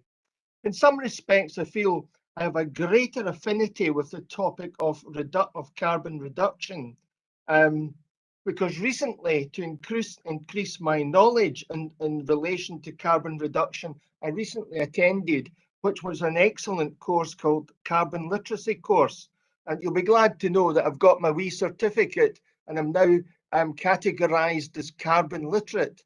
So I'm happy, obviously, to also support this report as well. Thank you, Convener. Thank you, Councillor Hughes. And Councillor Alexander, you got any final comments you wish to make? I can possibly compete with Gordon Hughes in this, so especially as he has a certificate and I don't. But no, I have nothing else to say other than the fact that it's another good report, and it shows the, I think, initiative that the Falkland Council contains within it, within its workforce, and the manner in which the whole environmental issue has been sparked in this area. So that's all I have to say, Convener. Okay, thank you. As there's no amendment, are we all agreed with the report? Agreed. Okay, thank you, colleagues. We'll move swiftly on to the transformation of roads, grounds and street cleansing. And again, I think it's with Mr Duff. I'll probably hand on to Dot Reid. It's Dot's service that's been working on this transformation of roads and grounds and street cleansing and the approach to that. But hand on to Dot to introduce the report. Okay, thank you, Douglas. Thanks, Convener. Thanks, Douglas. So this paper provides an update on the progress of work to deliver transformational changes to the way that roads, grounds and street cleansing teams operate. The report recognises the recommendations made by APSI following a review of service provision in early 2020. The executive summary of the APSI report is attached to this report as Appendix 1. The transformation of roads, grounds and street cleansing is a Council of the Future priority project. It's integral to the community's work stream of the Council's business plan. The project is progressing and has achieved some key milestones to date. Section 3 of the report explains that the project is intended to modernise service provision, address inefficiencies and deliver financial savings. The objectives of the project are outlined in paragraph 3.1.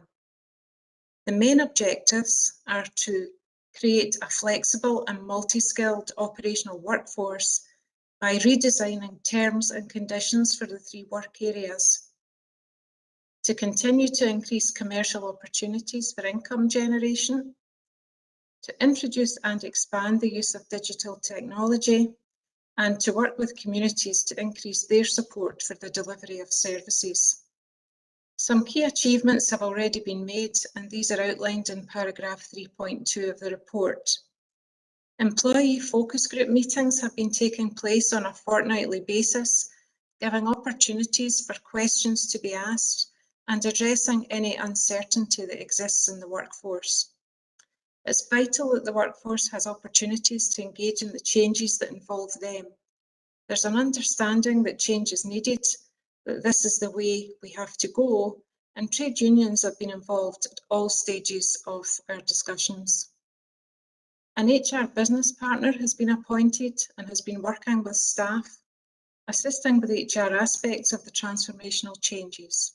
A new workforce model is being drafted that will allow a more flexible approach to service delivery. Digital technology has been rolled out across each operational unit.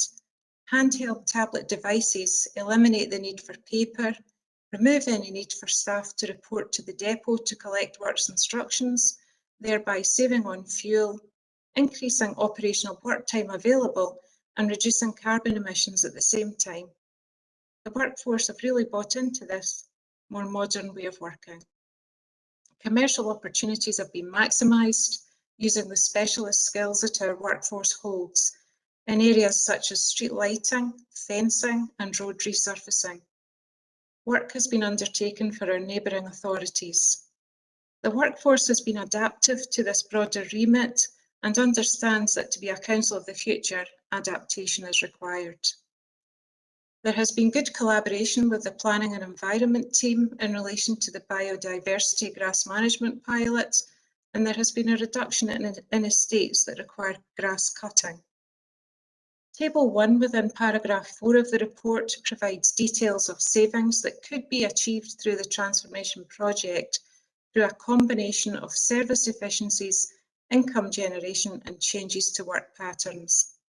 The intention is to avoid reducing the workforce as much as possible, focusing on efficiencies that can be gained through modernising terms and conditions and working practices, with changes introduced to working hours and shift patterns. Paragraph 5 of the report outlines that a milestone plan is in place, and Appendix 2 of the report details the milestones that will be achieved. Some have already been achieved, such as the shift to modern and digital technology. Paragraph 6 advises that the project will monitor and report on performance through community workstream board meetings.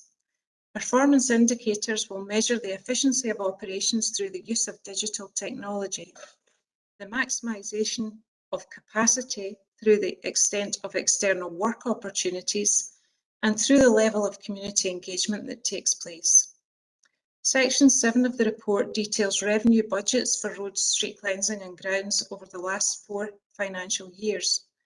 Note that while street cleansing and grounds budgets have remained relatively static over the years, the roads budget has reduced significantly by around £1 million as efficiencies have been made. Section 7 also details staff resource reductions that have been achieved and notes that any future savings proposals will be identified as part of the budget process and that these are proposed to be achieved by voluntary means. There are a number of risks and dependencies noted in Section 7, such as the uncertainty of the outcome from the review of historic grounds maintenance legal agreements in private estates and uncertainty of the extent of potential commercial opportunities. There is a risk that savings targets won't be achieved and that the service requires to be outsourced to ensure the ability to deliver a competitive service and meet budget requirements. There is a risk that trade union agreement, the new workforce package, won't be achieved and that savings won't be achievable. Work to address risks is a key element of the project. To conclude, the project will modernise the way that roads, grounds and street cleansing services are delivered to communities. As a result of this modernisation, service will be more responsive and innovative, with the ambition to expand the service offered to the commercial market and safeguarding jobs. Executive is asked to approve the vision and objectives outlined in paragraph 3 of the report, agree to progress the approach to delivery of the revenue budget savings options outlined in paragraph 4 of the report as a basis for future council budget decision, and to note that a further report will be brought forward in 1 year's time. Thank you. Thank you for that, Dot. I'll go to Councillor Garner. Thank you, Convener. And if I'd remembered how detailed Dot's summaries are, I wouldn't have written down what I had. I've had to put a pen through because she has covered everything very, very well there. In short, this is a transformation of roads and grounds. The street cleansing project is an important element of the Council of Future programme and is integral to the community's work stream of the Council's business plan. It's about transformation, it's about modernisation, it's about being flexible, it's about being competitive, and it's about engaging with communities. But as I says, I won't hold us up any longer because Dot has covered absolutely everything. I thank her for that, and I thank her for the report as well, and the team. Thanks, Convener. I'm happy to move the report. Thank you, Councillor Garner and Councillor Hughes. Thank you, Convener. I'm happy to second this report by saying that transformation is the process of changing. This report exudes ambition and innovation. It also sets out in detail how change will be achieved. The vision of this report revolves around modernisation, the expansion of digital technology, and increasing community engagement. However, trade unions and the workforce are also seen as key drivers in implementing change, and in this respect, the core driving force for modernisation is to create a flexible and multi-skilled operational workforce.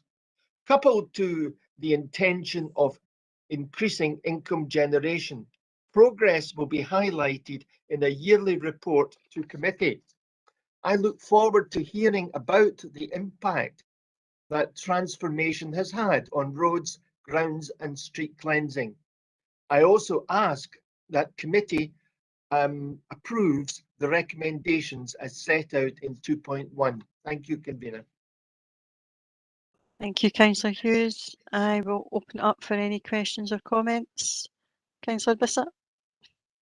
Thanks, Convener. I'll just give notice of an amendment. Convener, this proposal is yet more cuts and job losses as a result of Scottish Government cuts. These financial cuts and job losses have been going on far too long, and we are asking communities to fill the gap in the service created by these cuts. At 3.1 it states to work with communities to increase their support for delivery of service provision in roads, grounds and street cleansing on a continual basis. This just cannot continue. We're moving closer to a do-it-yourself council, all because of a political choice, not an economic necessity to cut council budgets. And what happens when we see volunteer fatigue and groups closing down? And that will eventually happen, even with support. At 3.2 it states a graduate has been appointed to assist with research work into land ownership titles where groundwork is undertaken with no income. So yeah, there'll be more burden on communities, and if communities can't find the money, we'll have many areas across Falkirk that will be overgrown and unsightly. At 4.2 it states, wherever possible, these workforce reductions will be achieved on a voluntary basis through the use of vacancy management, voluntary severance and attraction of additional commercial income to meet staff costs. So yes, job cuts, and if they cannot be achieved voluntarily, the implication is compulsory redundancy, and Labour will certainly not support compulsory redundancies. Under risks and dependencies, 7.8, the risks and issues identified include uncertainty of outcome from the review of grounds maintenance legal agreements in private estates, and also discussion with trade unions is really in its infancy. I've not heard a great deal about it, and so there is uncertainty in the workforce. If the workforce do not agree the new workforce package savings, so the savings will not be achievable. The workforce is already demoralised, and we will see more leaving the service. I spoke with 2 employees the other day who work in, well, I'll not say what department, but they're all ready for leaving. As they say, these job reductions and financial cuts just cannot go on. If we agree these recommendations, we are effectively being complicit in the Scottish Government cuts, and we won't do that. So we don't agree with recommendations, and we have an amendment. So the amendment that I'll formally move is 1, that the executive notes the report, and 2, notes that any saving will be considered as part of the normal budget process. Thank you, Convener. Okay, thank you, Councillor Bissett. I've got a couple of comments myself, but I'll let others come in first in relation to that. Councillor Alexander. Yeah, have a second, Convener. All right, sorry, apologies. Convener, thank you. I just want to formally second Councillor Bissett. Thank you. Thank you. Sorry, Councillor Alexander. Maybe I want to do that. Yeah. You're not. there's something not quite right about the Labour Party's attitude towards our staff.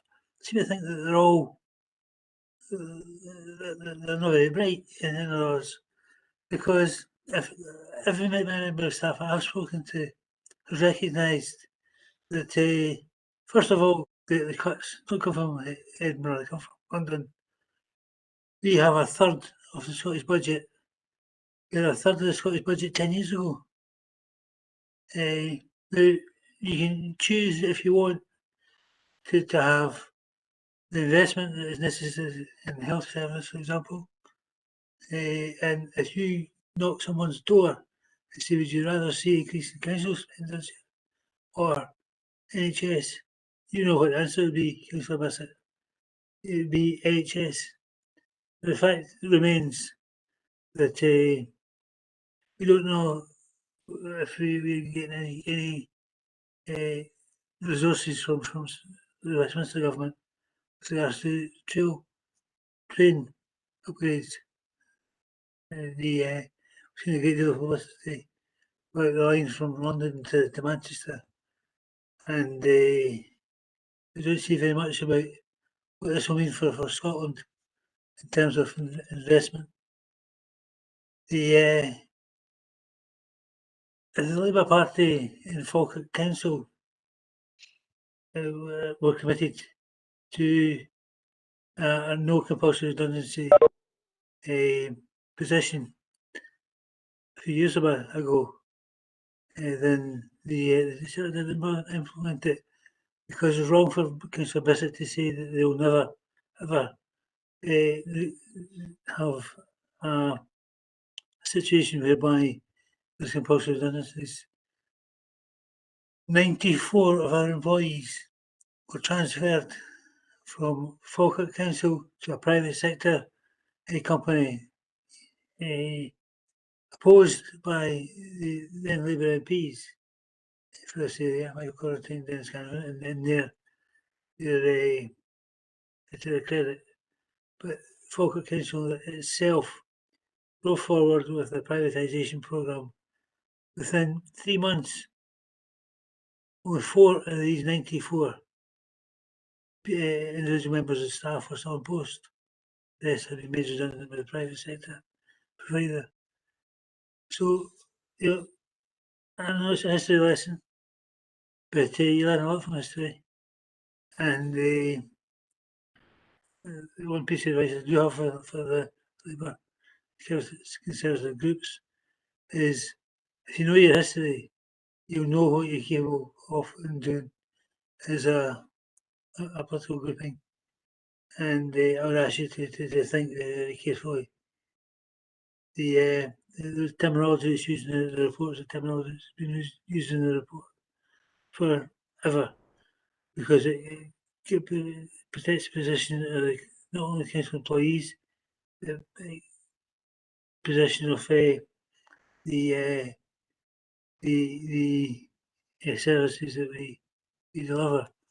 Finally, what we have, Convener, is a situation where, okay, we benefit hindsight, and maybe they were going down that particular road at the time, had the leadership of the council been stronger, but it wasn't. We need to ensure that there's flexibility.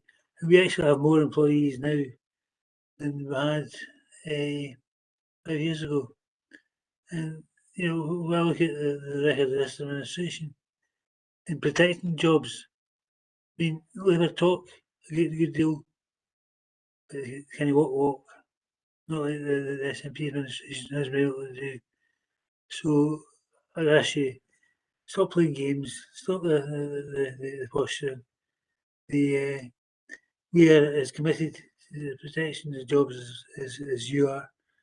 We are also committed to the efficiency of the service and continued improvement of the services involved.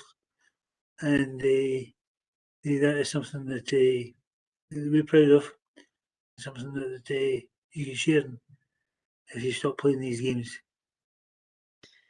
Okay, thank you, Councillor Alexander. I don't think you were named directly, Councillor Bissett. Yes, I was actually. Okay. And take Yeah, the just to- 19 month. Just to say to Councillor Alexander that the Labour group most certainly do not support compulsory redundancies. And we never have, we never will. Thank you.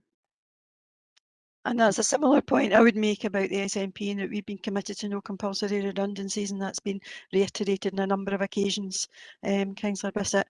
Okay, I'll go to Councillor Black, then Councillor Munro, and then I've got a couple of questions I would like to ask. Councillor Black. Thanks, Convener. I think the officers have, worked really hard on this report, and I thank them for that. The work on the drains maintenance, etc., has been excellent, and I think it'll be really useful going forward. And our officers are having to spend more and more time finding ways to save money, and I'm not saying that that's the only priority, because I know that a lot of this is innovative and a lot of it is looking to do things better. What we're seeing here is that we will deliver a budget cut before the budget, and I don't think that that's right. And the reality sets in then, and the reality is that from 2019, the roads budget's been cut by £850,510, and the Scottish Government has cut council budgets far more than Westminster's cut the block grant to the Scottish Government. That's a fact, and it's also a fact that people are seeing less and less for their council tax. And the grants maintenance budget was cut by 58,000 last year, and these extra jobs that Councillor Alexander's talking about are in early years. But the reality is, over the last, I don't know how many years, probably 10 years, we've actually lost 500 jobs from grounds maintenance, from roads, from waste, etc. Really, jobs that keep our communities going and are delivering really valuable work that people appreciate and expect for their council tax. So these are significant cuts, and cuts to the council budget from the SNP government. But at page 154 at 1.23, it concerns me, because I can't see how any of our hard-pressed community groups can be taking on shrub cutting, for example.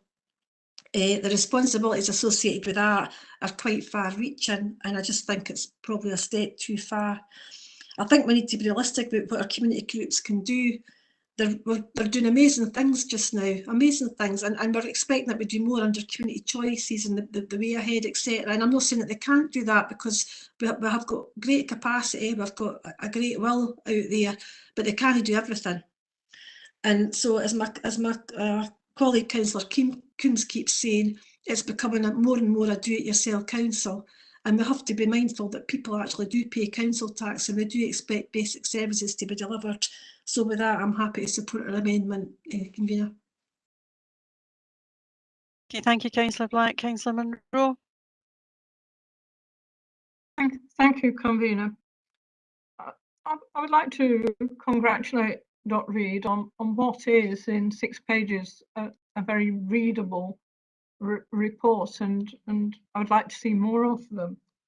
And the crux of this is that this is a Council of the Future project, and whilst, like others, I don't agree with everything in it, I think there is a much to be commended in it, because what is happening here is what was asked of Council of the Future, rather than salami slice at budget time, that we redesign services to provide more efficiency and, where possible, commercial opportunities. And if you read at the bottom of page 1, it says, this sets out to create a flexible and multi-skilled operational workforce by redesigning teams and terms and conditions for 3 teams, roads, grounds, street cleaning, by 2024 to meet service demands, to continue to increase internal, external and commercial opportunities for income generation on an annual basis.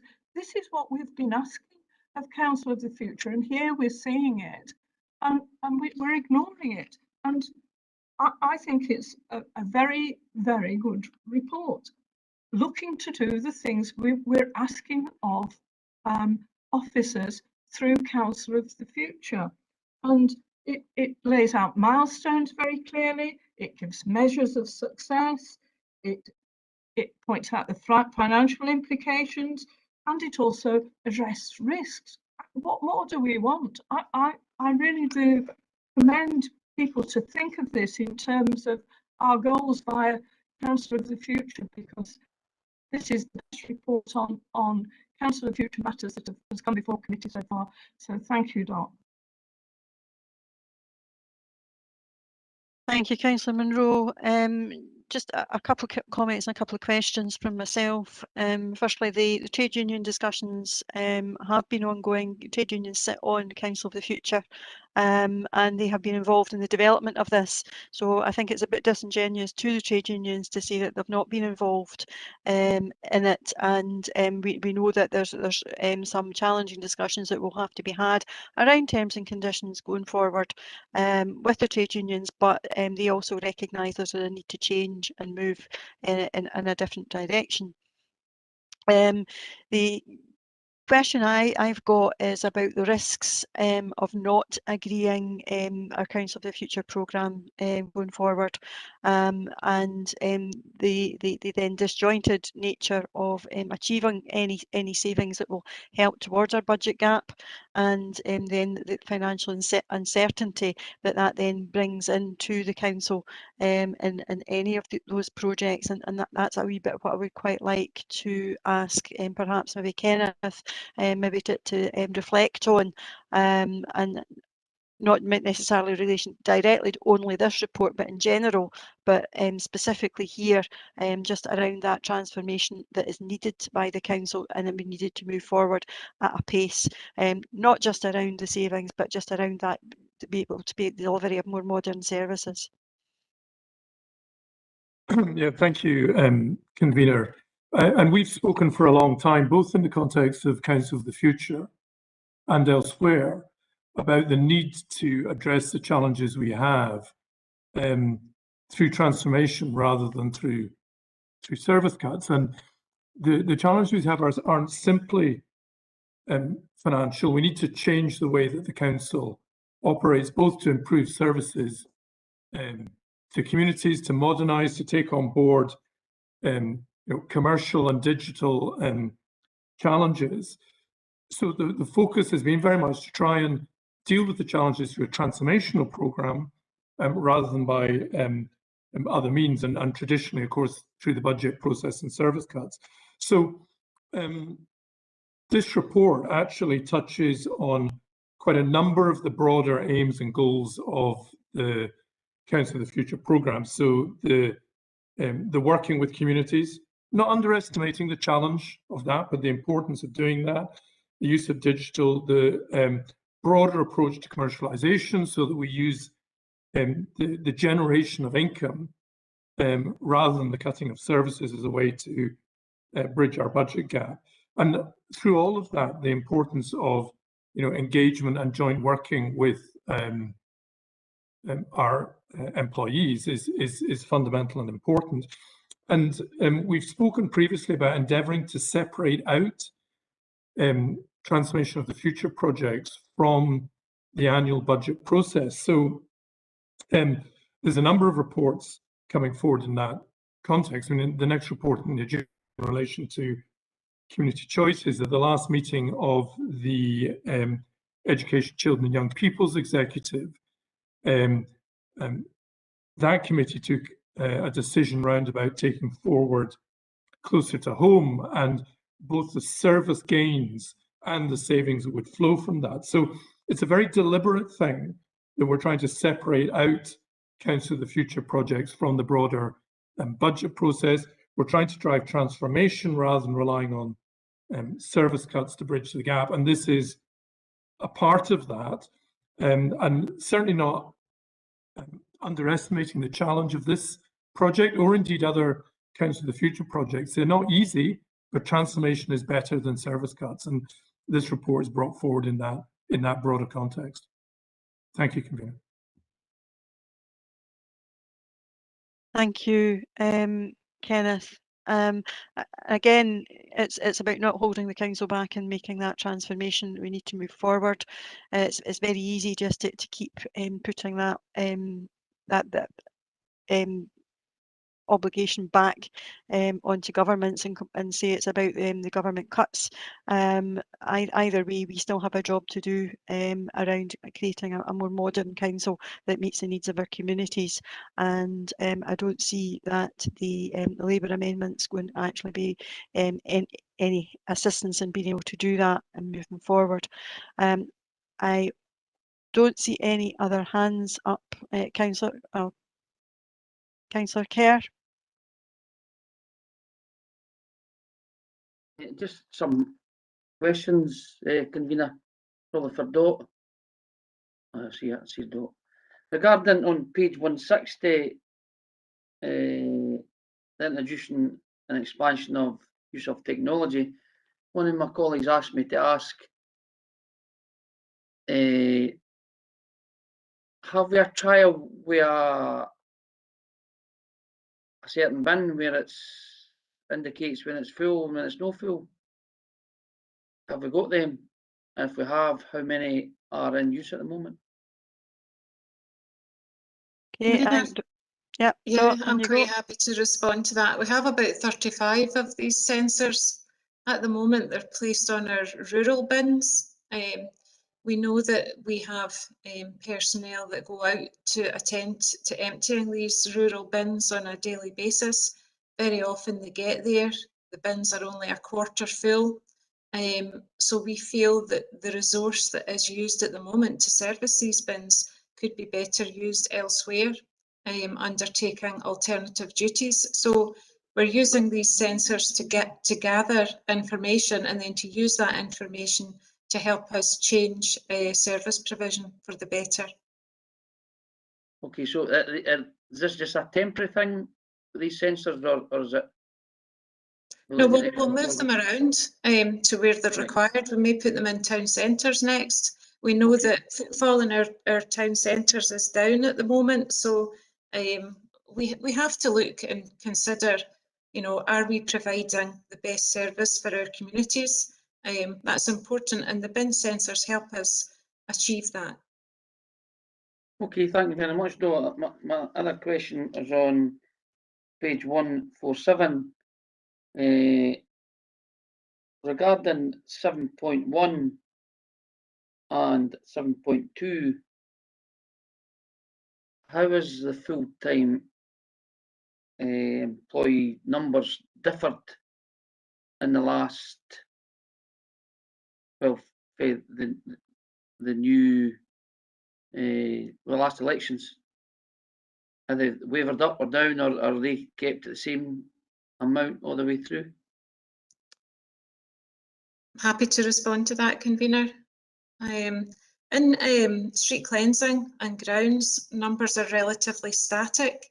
There have been a number of staff who have gone through a voluntary arrangement, who've applied to go through severance, and we've allowed that to happen.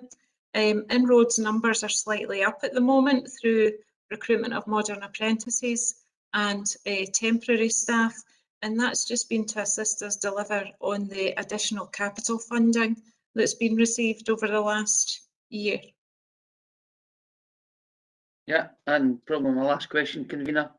When we spoke about the commercial opportunities with street lighting and road surfacing, at what stage will we see a report on what that is brought to help with the budget, or will we see it? I'm quite happy to prepare a report for committee if you'd like to see that. We carefully track income figures from external sources, so we have that information that we can pass on either through committee or on to interested parties. Personally, I'd like for my group to see it. Don't know if the other two groups are interested or no, but I'd like to see how we're tracking on that, though. It's also tracked through the financial updates through the Council of the Future as well. and ensuring that things are on target. Thank you, Dot. Thank you, Convener. Okay. Councillor Bissett, you've already spoken, so if you can ask a question. Right, I'll be very brief. I wonder if Dr. Reid could confirm that a reduction of 1.6 million over 3 years and subsequent job losses will provide a better service for the council and the people we serve. Thanks, Convener. That's a very broad question that you've asked there. What we want to do is transform the service that we provide with a view to making it more efficient and providing savings through that. Now, we've spoken about, Councillor Kerr asked about bin sensors. That's one way that we hope that we can be more efficient through the use of digital technology. The same, as revenue budgets have reduced, capacity has been created to enable work to be undertaken for external parties, so income has come in from that work. We'll continue to look for external opportunities to bring that income in and to create the savings that have got to be found. I don't know if Douglas, you want to add to that, if you've got anything more you'd like to say. Perhaps just to add to it, Dot, so that the report does point to a number of areas for these savings to be achieved, and efficiency of service, use of technology is a fundamental approach that is helpful in that it's given the kind of streamlining that Dot has described with the use of sensors, the use of handheld devices. So handheld devices have been rolled out through, I think it was the end of October this year, we completed the rollout of these, and that's been an enormous boon in terms of the efficiency of the workforce and their operations. But the report is very realistic in terms of the challenges that we face, and we are having some frank but constructive discussions with the unions about the changes that we're trying to achieve, the flexibility that we're looking for in terms of the job responsibilities that a variety of staff have. Rather than having several different job roles, we could combine them into a combined street scene operative role that allows more flexibility to apply the resource where it's needed. And the unions aren't ruling that kind of thing out. They just want to know more about it and be involved in how it proceeds. We want to talk about some of the shift patterns that we operate across winter and summer periods and across the working week, so that we can be more effective in the use of the resource when it's available. And so it's going to be challenging, and we recognise that, but Dot, myself and Carol have arranged to meet with the unions at a strategic level monthly now, and so there are fortnightly meetings taking place at an operational level with workforce representatives. So that's a good positive way forward, and we're hopeful that through that we can get more efficiencies that will maintain the level of service while delivering the savings that we're looking for. I think the risk would be that if we didn't make that kind of change, then the savings picture becomes that more challenging. And as Kenneth has explained, the challenges the council faces are that you would end up having to cut service, and that's what plainly we want to avoid. I think that the lack of a straight answer there answers my question, to be honest. That is out of order. Way out of order.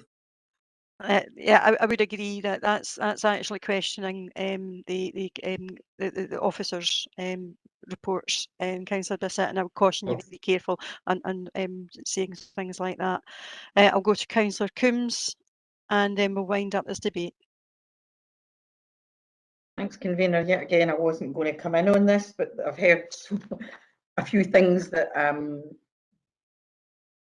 we keep using words like the gap, as though this gap fell out of the sky. We've already alluded to it.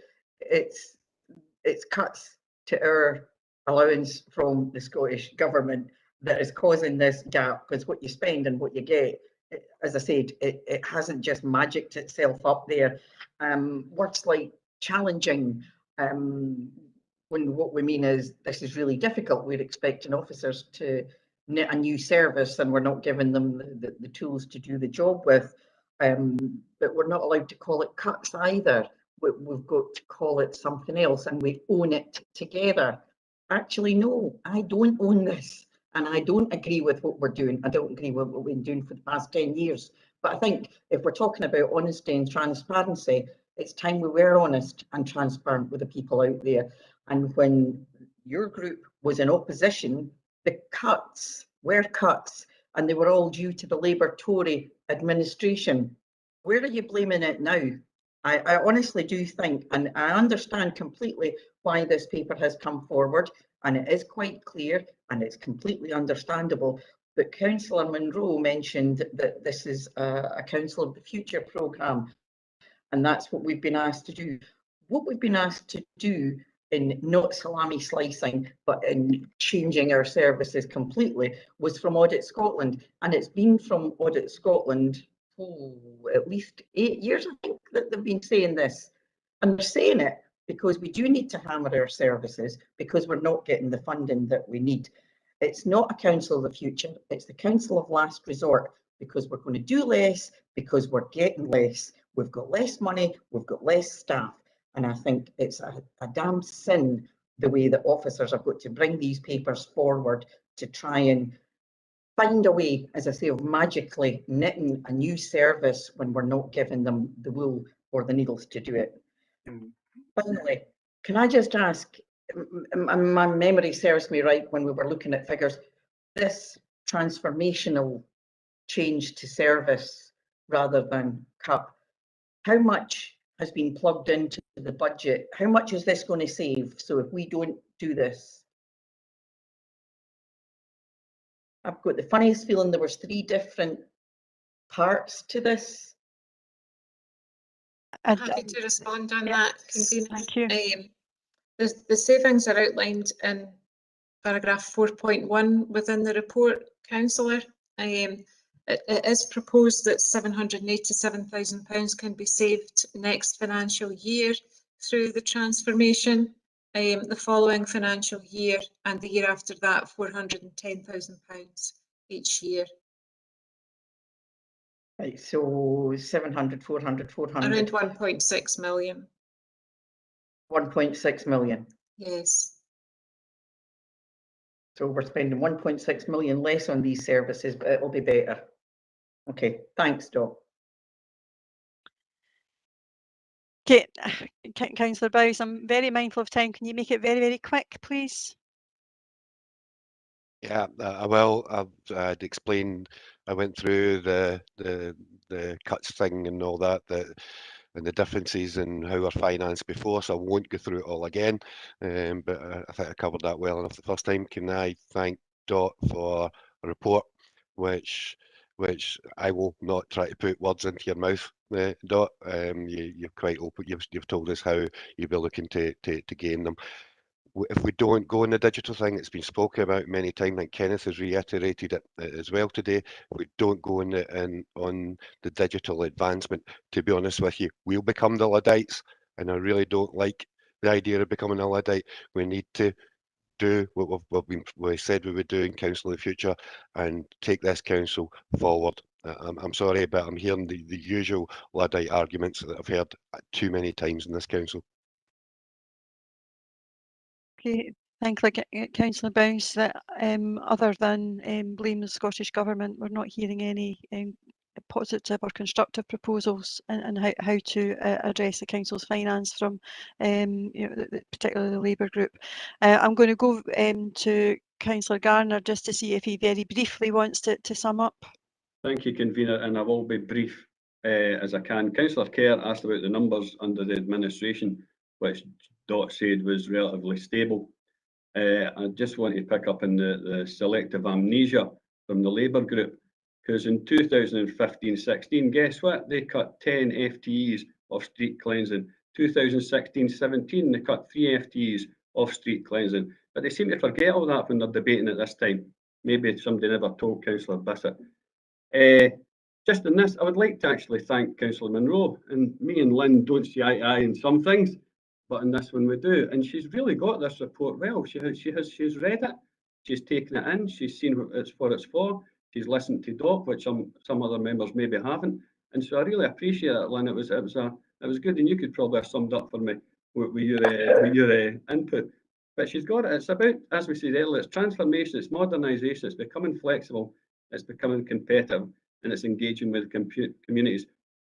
And to pick up on what Councillor Black says about the communities not being able to do the work, some of the work, the councils are, some of the communities are embracing this. We've got a tree planting part of the Biodiverse Action Plan in Denny on this coming Friday and Saturday.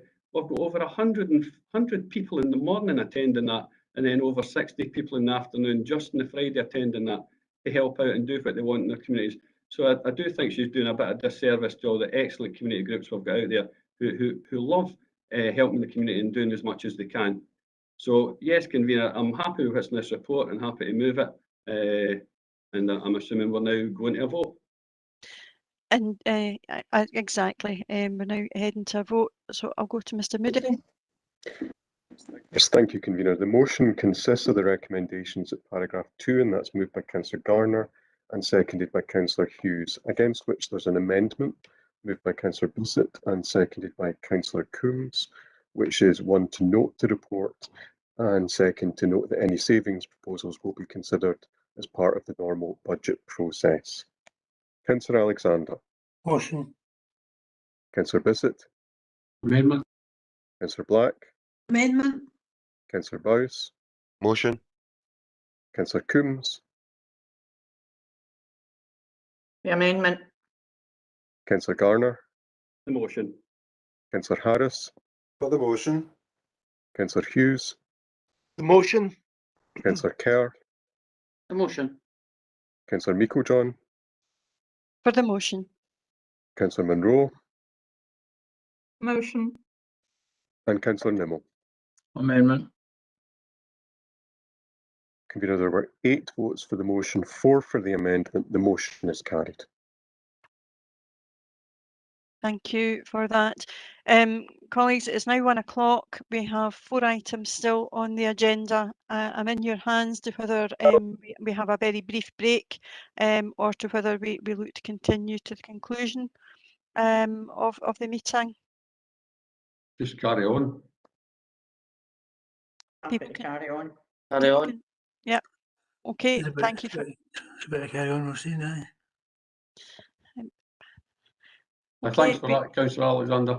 We'll move to the next item, which is Closer to Communities and Community Choices report, and it's with Kenny Gillespie. Thank you very much, Convener.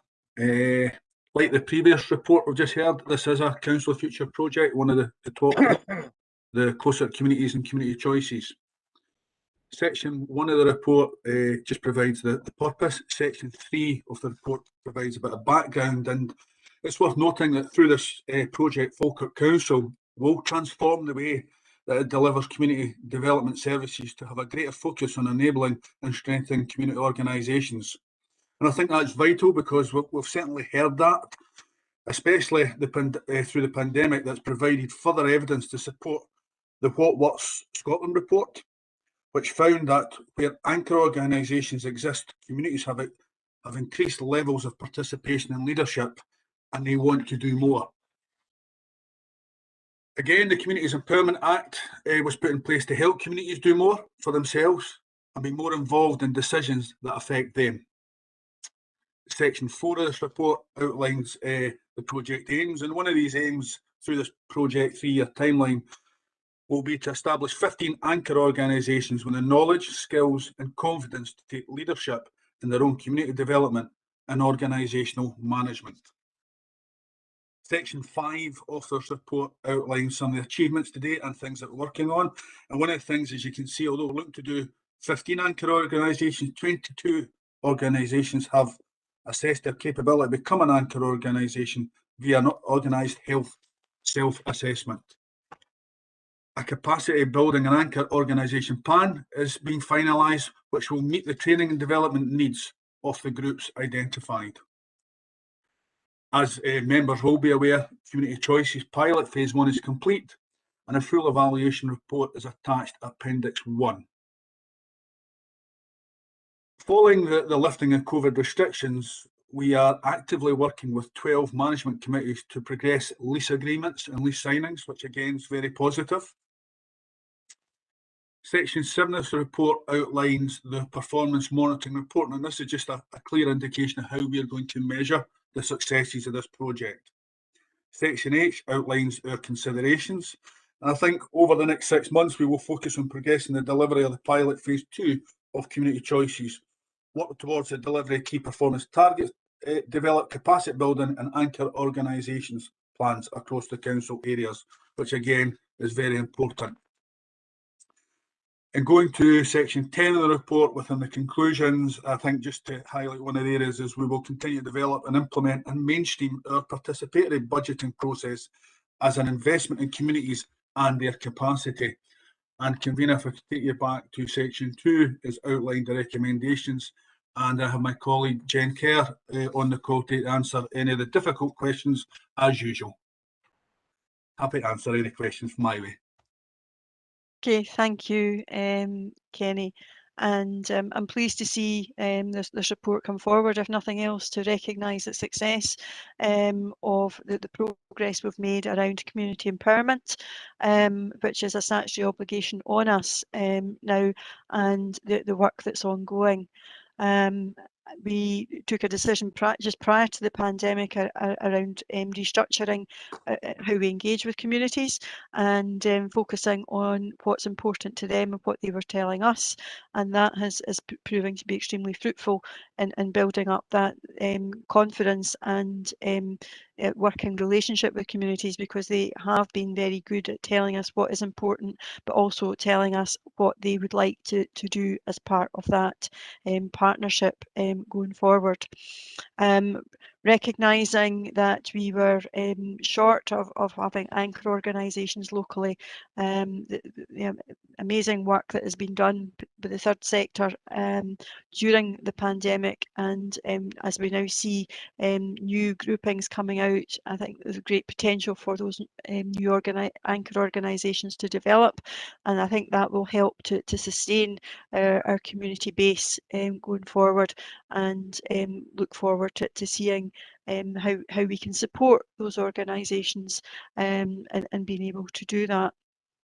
The introduction of the Community Choices funding as part of our participatory budgeting again had been delayed as a result of the pandemic, but came at a very fortuitous time, and allowing our communities through that awakening and giving them some real resources and support to be able to actually do things within their community, and look forward to seeing how that evolves.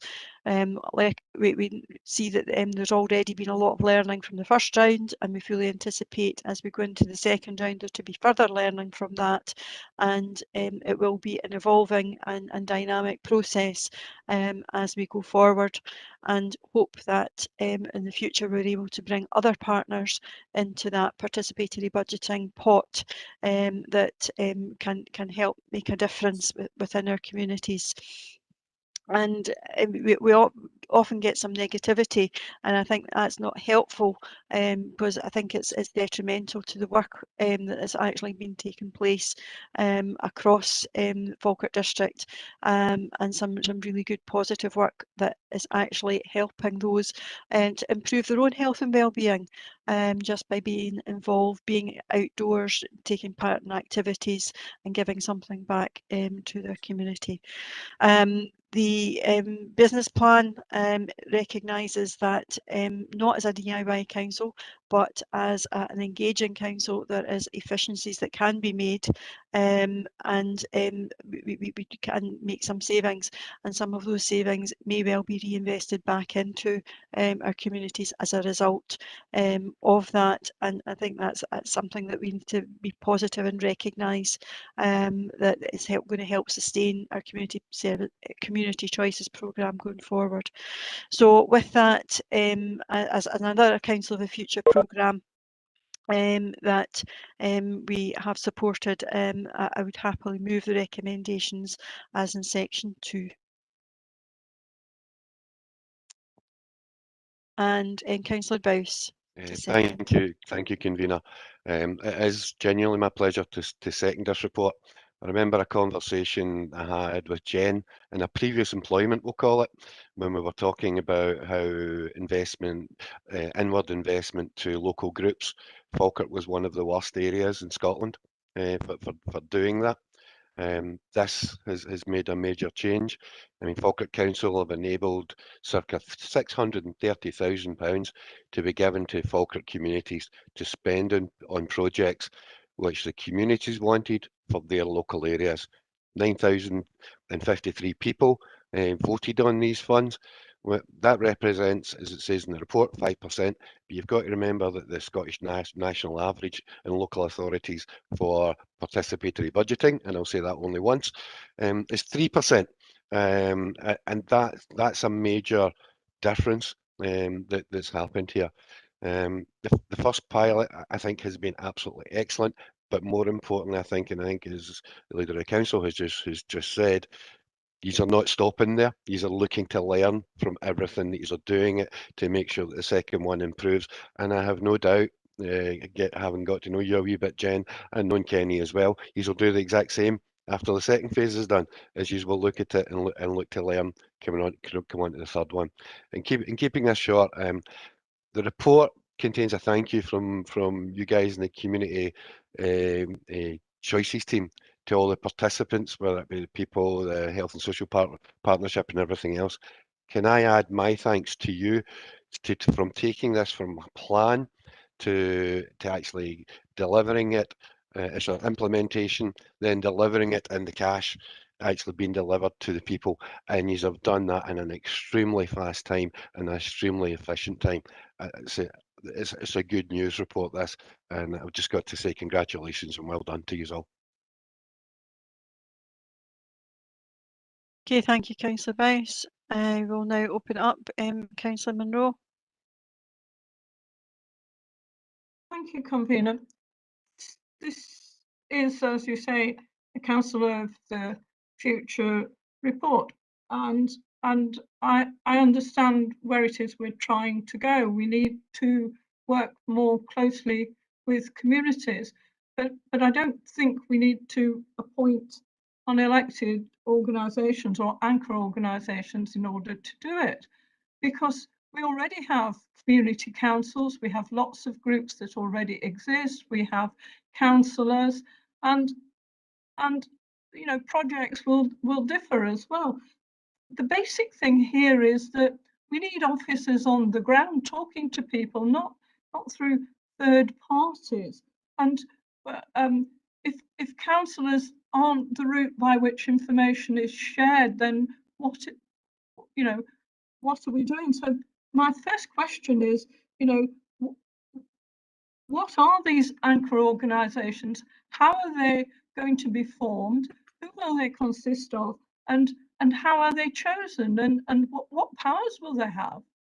Because this is a really important issue, because it's taking away from community councils and local governments. Otherwise, it seems somewhat undemocratic to me. And I think some of the issues that you've just raised there exactly is what we're trying to address, Lynn, and that we as local authority need to actually let go a little bit. I don't know, Jen, do you want to talk about the anchor organisations and benefits of those anchor organisations and what they will bring to Falkirk? Yeah, sure. So social infrastructure organizations tend to be membership-based organizations, and they can be more than one. You don't have to have one or only one. The aim of them is to create space for more deliberative democracy. So to have more people to be involved, that they involve more people and that they know who isn't being involved. They know their own communities.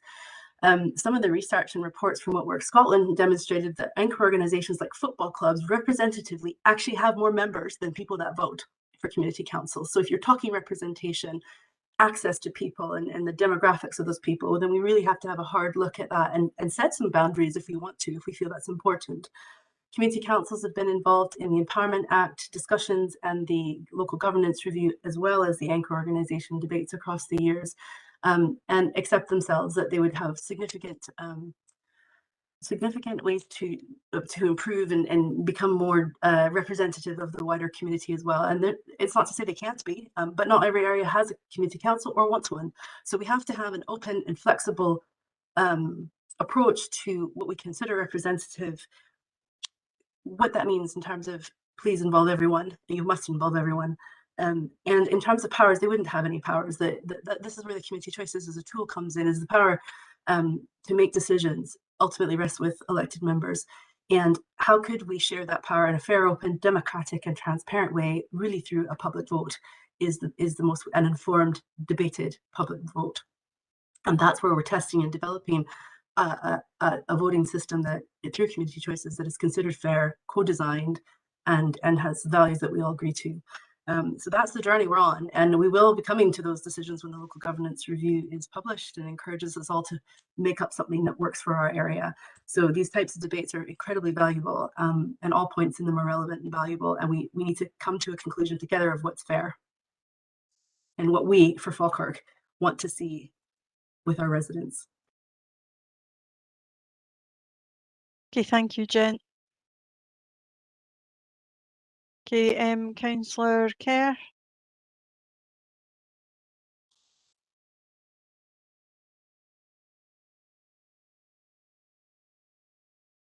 Just when a fire alarm went off here. 3 questions. The thing you've just described, Jen,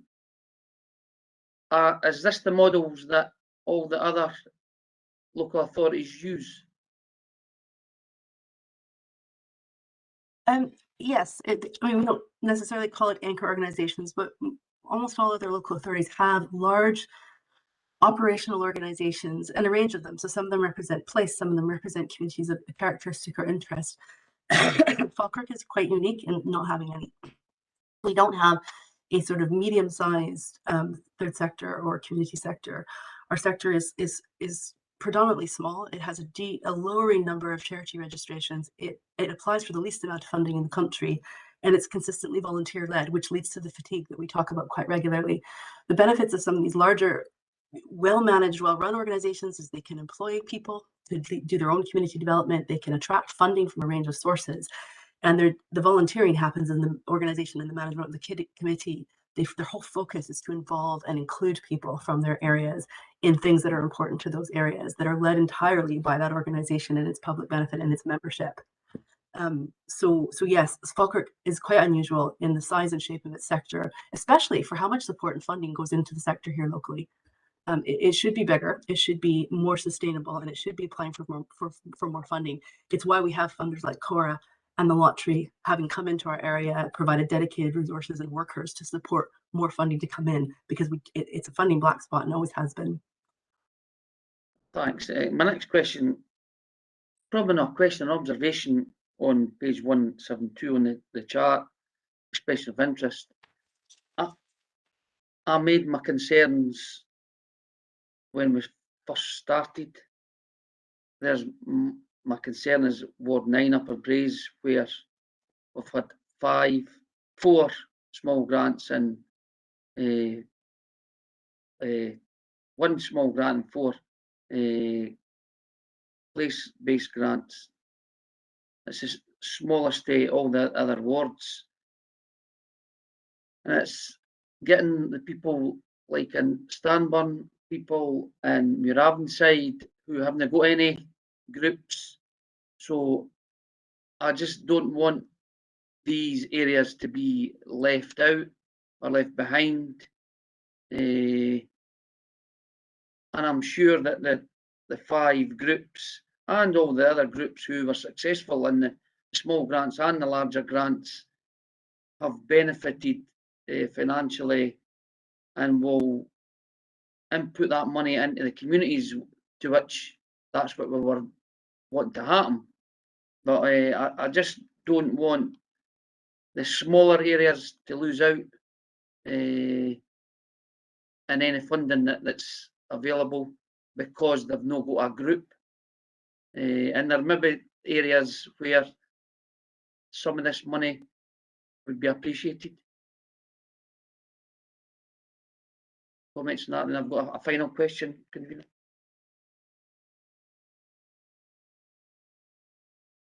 Okay, Jen.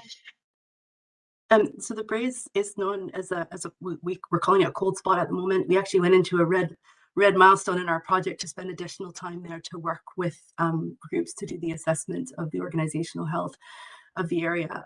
It's one of the few areas that didn't come forward with lots of people to participate in the program. So we proactively, the CLD team spent some time proactively going out and looking at it, and it is an area where we will be spending probably quite a bit of time to look and understand why that is. And so their model for an area with 11 villages may be a network rather than one organization. It may be a network that comes together. You see that in Perthshire and some of the rural areas where their anchor organization is actually a network of smaller anchor organizations for each community that come together and jointly fund. And they have their debates there around who gets what and who should fund for what and who's got access to what. And they have found that working together gets them larger accesses to funding, but also helps to network them. So again, that's just an example, but it needs to work for everybody. But it is an area that we're aware that is a bit of a cold spot, and we spent additional time and risked a red milestone on the board, which doesn't go down with our SRO, just to make sure we spent extra time there to try to understand why that was the case. We are, you'll see in the report when it comes forward, that will be listed as an amber to red area. Right, thank you. My last question, an easy question for you or Kenny in the report, page 169, the photograph, where is it? I've been trying to work out where that's been taken from. Okay, Kenny, do you know? No. Well, you can get back to me, Kenny, whoever done the report. I'll get back to you. It was a comment. Yep, I'll get back to you. And thanks for that easy question, Councillor Kerr. Thanks, Convener. Okay, thank you. Councillor Black. Thanks, Convener. I think going forward, as councillors, we need to know a good bit more about anchor organisations and what it actually means and there's a lot mentioned about it in the report, but we don't actually know what they are or what the possibilities could be. And I mean, Jen spoke about CORA, which is a fantastic organisation. I think most of us saw their work when we were helping out with food banks, etc., during the first lockdown. So I mean, they've done an amazing job in this area in the last 18 months. So I can understand why an organisation like CORA might be an anchor organisation, and that wasn't what I thought before I heard Jen speak just now. So I really think we need more information, maybe a conversation, before we go forward with councillors. I mean, there isn't an amendment coming up just now. This is just my thoughts, because I think that we have to get that right first, and I think it's really really to know what's meant by anchor organisation. And I'm glad that Jen's she's got a wide knowledge of what's happening around Scotland, and I didn't realise that we were so lacking in this area, and that needs to be rectified. However, I have concerns as well about scrutiny. I've spoken about this many times, the scrutiny capacity and the possibility of creating dependency. We were so quick to react during the COVID-19, the first lockdown. We did an amazing job, our staff did an amazing job, and our community groups did an amazing job. But now we need to think about scrutiny. Who are we targeting? Who's getting support? Are we creating dependency? How else can we deliver services so people are empowered rather than on occasion being made more vulnerable and dependent? And are we duplicating services? Are we getting best value for money? Are the groups delivering on our priorities? We need to get this right first, because I think that's our baseline for going forward. But with regards to the current round of small grants, I was quite shocked when I went through all the wards that so many of the wards only had one group that was up for the vote. So how did that happen? Did very few groups apply? Was there too many groups failed the criteria? So I think we need to get that right. But it was quite sad to see so few groups on the list. So I was quite shocked at that. But anyway, it's a good report. A lot of good work being done there. And I would, as I say, I'd like to have, I think it'd be good for us all to have a conversation at some point about anchor organisations and what the implications are for our area. Thank you. Thank you, Alison. And I think the community seem more than happy to speak to members around anchor organisations, what they are, what their roles are, how we can support them and how they can support the work of the council as well. But Kenny's going to take the hard questions this time. Just on the back of what you're saying and the questions that were there, happy to do a members update briefing on a Teams convener, subject to your agreement for there, and we can certainly do it. We've done something in the past, but certainly happy to do that further. With regards to scrutiny, yeah, we do a lot of scrutiny in various different areas, and again, it's part of our requirement to do that, Councillor. I think the one thing is we're still learning ourselves, and so are communities. And you mentioned there in regards to some of the areas only having one or two small projects within the grant funding, and that's for 2 or 3 reasons. 1, lack of interest. 2, they didn't meet the criteria. But 3, it was about confidence, and as you've heard me in previous reports, it's very much communities or others were wondering what's behind this, why are we doing this? You know, the message is getting out there, and I hope that going forward, certainly with Community Choices 2, we'll see a lot more interest, as it was mentioned earlier, from and within the report that you have in Appendix 1, for the first time ever doing this. And for us as a council learning our way and being really ambitious the way that we approached that, we were really pleased with the success that we got with that. But like everything with the service, is that we'll be looking for a lot more success going forward. So when we come back in future with a previous report, I'm hoping to tell you that we had a lot more projects with a lot bigger spend and a lot more data that proves that what the communities are wanting is what we can deliver and what makes it the biggest impact for them as well, taking on board the summary that I gave earlier on in the report, Councillor.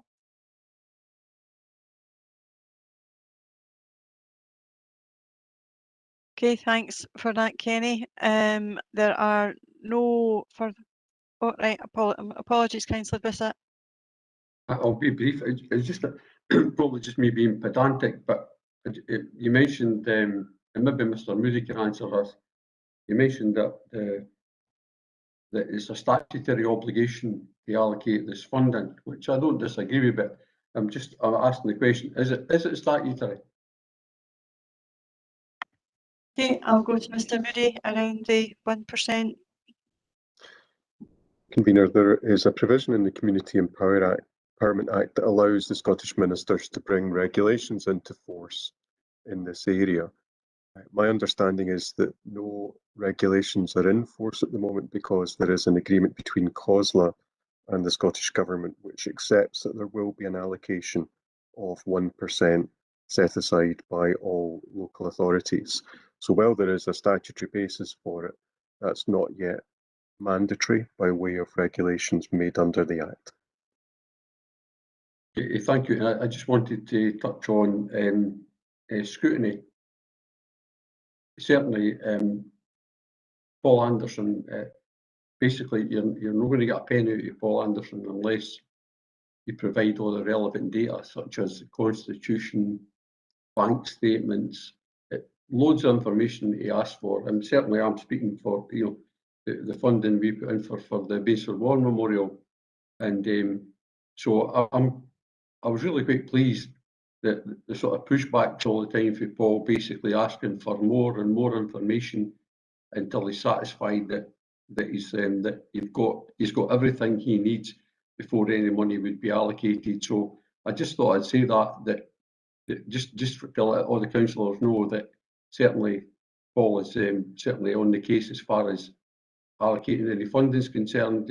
You're going to really have to jump through hoops, if you like, to get it, and that's quite good because it makes you really make sure he's got all the information. And so that's all I just wanted to say, that certainly he's excellent in that particular job. And the only other thing I wanted to ask was about getting newer, different people on board instead of the same people. I haven't really seen that yet. So are we trying to bring in other people into the community groups and trying to get more and more people involved that maybe weren't involved before?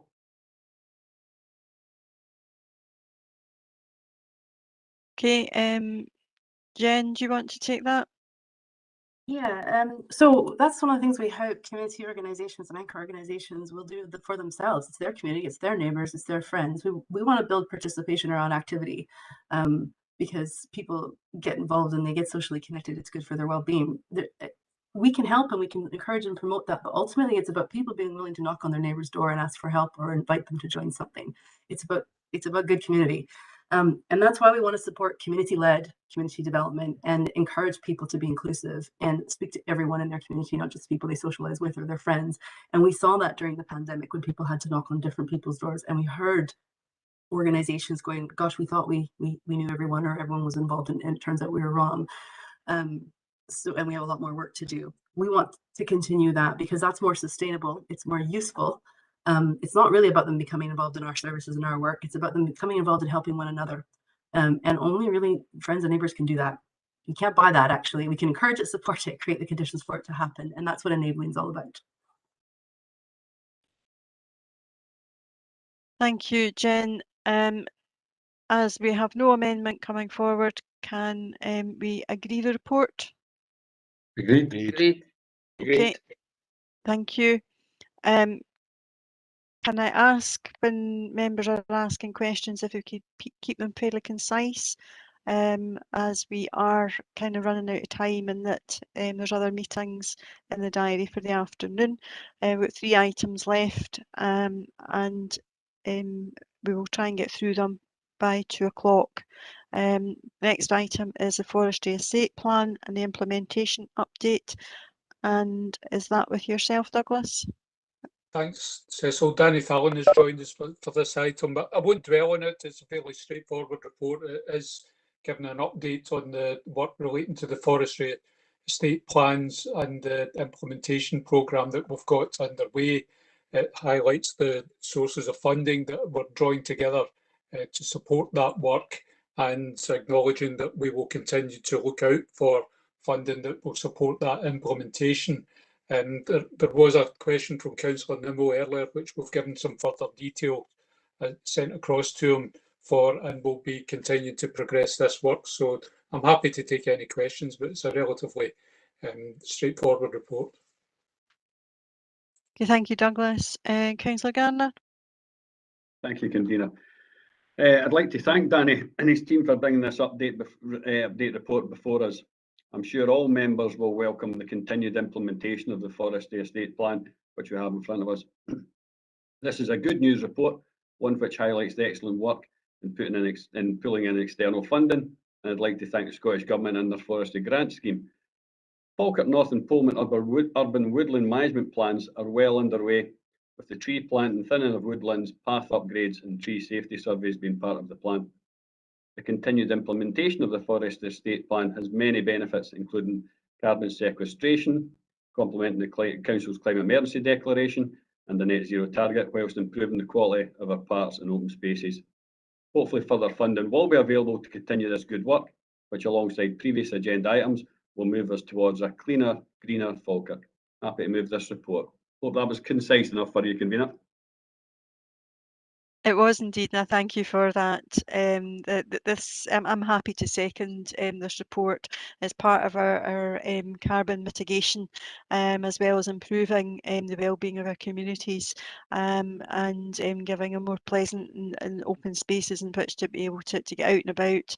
I think it's something that we need to do more of, look at what land we've got and identify suitable trees for development there. And I know that's something that you and I have spoken about in the past, Paul, about the potential to extend that, and it's something that we will be looking to bring forward in the future. But I'm happy to second the report, and I've got Councillor Kerr.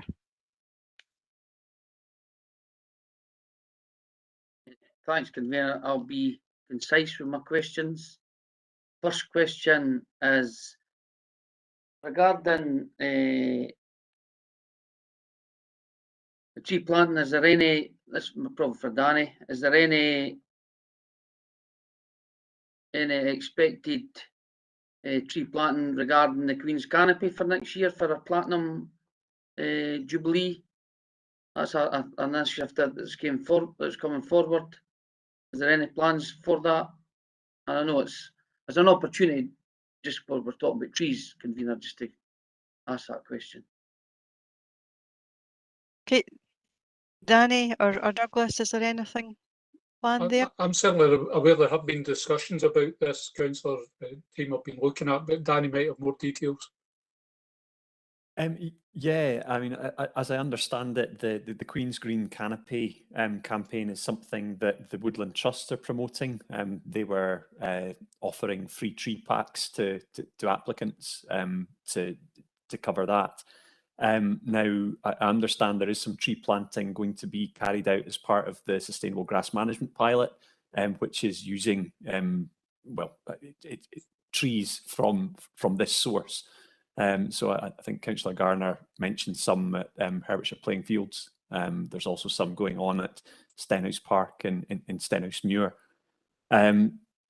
I believe it's open to us to badge any tree planting in the council area as Queen's Green Canopy within the period of the campaign. And there is still a prospect of there being planting within the Polmont, tree planting within the Polmont area this financial year.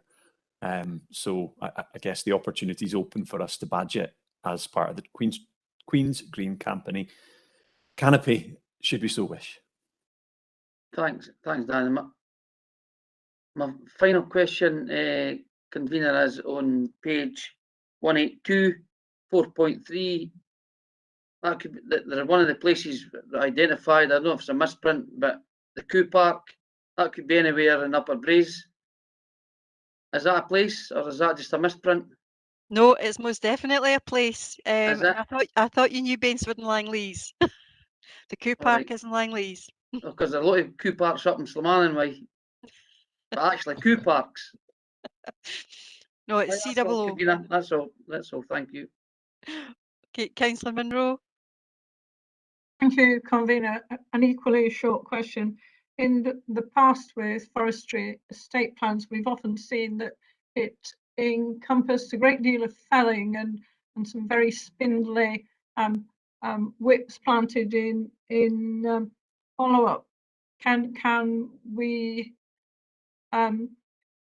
say that this is actually about tree planting rather than tree felling, or is it a mixture? And have we measured the impact?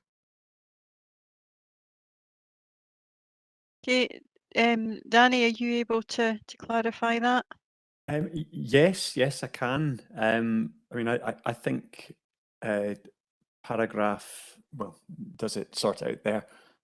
Yes, so paragraph 4.3, the bullet points there clarify that in Falkirk North there was the planting of trees, around 3,000 new ones, but also the felling of trees, and that was the thinning of 16 hectares of woodland, which is set out there.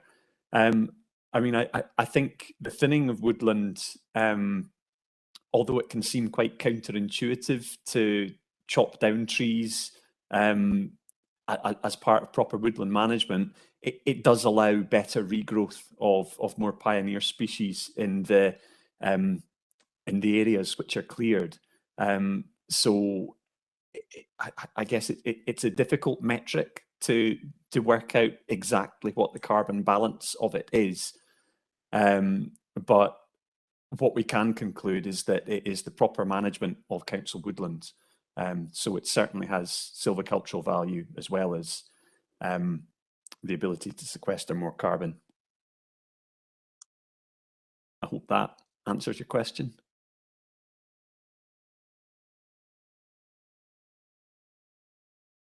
Councillor Munro, you're on mute.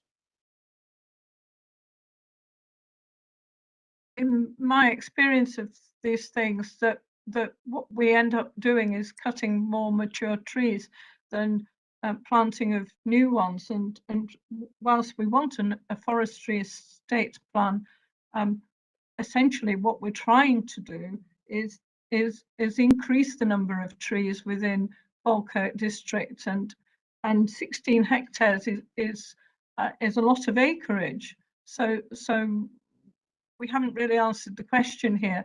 It seems to be that in part we're cutting more mature trees and planting smaller ones, and that isn't what we want to do, is it? Danny? Yeah, I mean, just to clarify that within those 16 hectares of woodland, which are thinned, it doesn't mean that every tree within that 16 hectares is felled. It means that the kind of more spindly ones are taken out to allow room for the remaining ones to grow further. Maybe you already knew that, but I think that's just a useful clarification. I also think it allows it stops the detriment growth of some of the trees and actually causing them to die when they're not getting enough light, space, etc. So there is a reasonable plan there that is recognised. Councillor Alexander? Yeah, just quickly say that it's good management of forestry areas to have that thinning out process in particular. Also, I mean, how much damage can tree fells have on the environment as well as the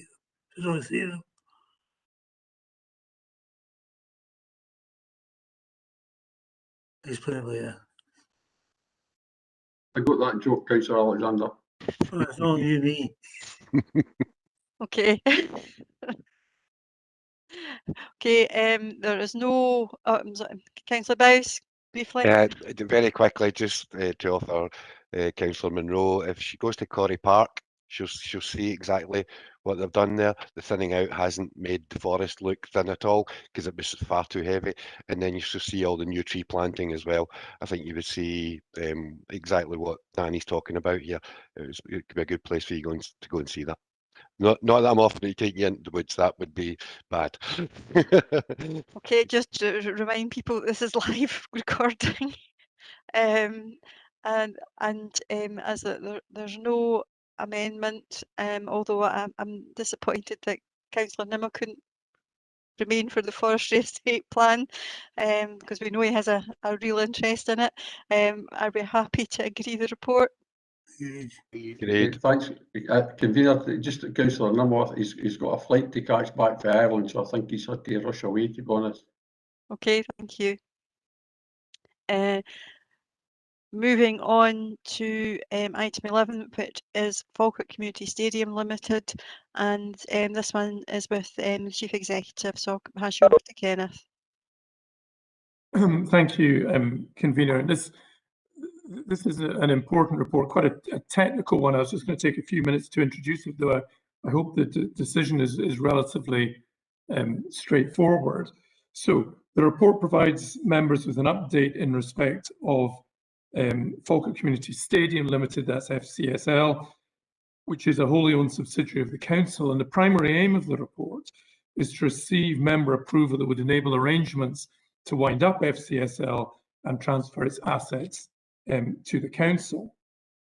In 2009, there was a demerger of the original company set up to build and develop the stadium. New companies were created with the assets and activities being allocated between the council and the football club. FCSL was created with specific responsibility to develop and manage the assets owned by the council. And this report, I would emphasise, is solely focused on the arrangements for managing the council's assets and has no direct impact on the club at all, with whom we have an ongoing partnership. A number of reports have been presented to members on FCSL over the years, though none of them recently. In March 2014, members were presented with a proposal that would split the stadium's assets between the council and the trust. And that was to deal with issues in relation to the share capital of FCSL, the accrued debt to the council, and the impact of corporation tax. And for the reasons set out in the report, that proposal did not go ahead. Since then, there have been a number of pertinent developments, again noted in the report. Very briefly, the tax incremental financing, TIF initiative, the decision last year to fit out the Suite 1B as office accommodation for the council.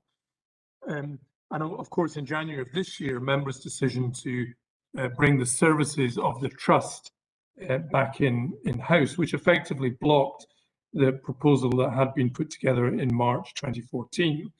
It also reinforced the need for the council to consider how to progress its relationship with FCSL. Section 4 of the report sets out the relevant considerations in relation to that, namely debt outstanding and capital restructure and potential corporation tax resulting from the sale of assets.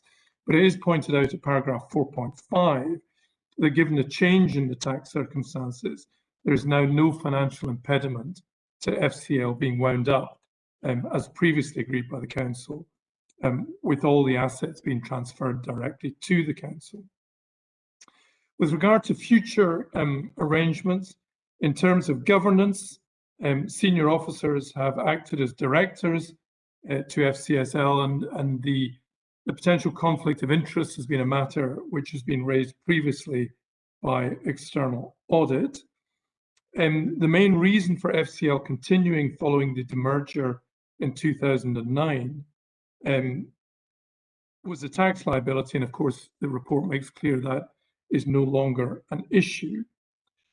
Under the proposal in the report, the stadium would be directly managed by the council, and 2P would apply to staff being transferred, and that would simply be aligned with the work being undertaken to bring the services currently provided by FCT in-house.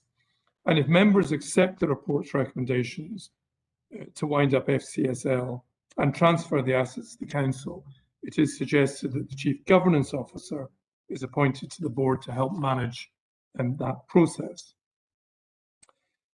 The financial position of FCSL is set out in paragraph 410. It demonstrates that the position is relatively stable. There are, however, issues emerging in relation to the condition of the building, and the proposed action will enable the property to be brought in and be subject to the council's property maintenance and capital programme and budgets and aligned with the SPR. So, in conclusion, the outstanding issues relating to Falkirk Community Stadium need to be addressed, and the reorganisation proposed enables us to move forward with that. And taking these steps would enable the council to manage the stadium going forward in an appropriate manner and in line with our broader property strategy. The recommendation in front of you is that the executive authorises myself or my nominee to finalise the legal and financial arrangements to wind up FCSL and transfer the stadium assets to the council. And I, along with colleagues in finance, development and potentially governance, will be happy to deal with any questions that members may have. Thank you, Convener. Thank you, Kenneth.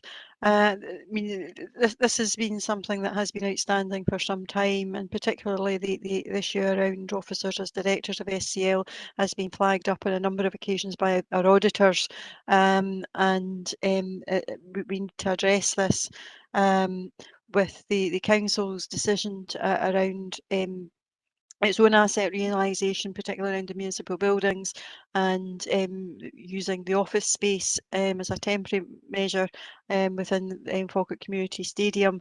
It would make sense that we were then the manager of the building, as we already have a number of other suites, and with the bringing in of Falkirk Community Trust. The liabilities ongoing, particularly around the condition of the buildings and the funding to be able to carry out the works that's outstanding within the stadium, or is anticipated to be outstanding over the next period of years, would also have been a challenge. But by bringing the stadium into the council's back into council's ownership and management, means that we would be able to actually plan those works going forward and be able to manage that within our capital programme. What we can't disregard and what will continue is a very close working relationship that we have with Falkirk Football Club and the ownership of the building that they have within their jurisdiction. That has been worked very successfully, and one of our key partners and working with us around a host of activities. We would want that to continue and don't see that there would be any change to that particular arrangement with this particular change happening and the stadium company coming back in-house. We have a good relationship with the staff within FCSL, and as they would then transfer over, there would be a continuity there. So I'm happy to move the report and the recommendations within section 2. And Councillor Alexander, are you there?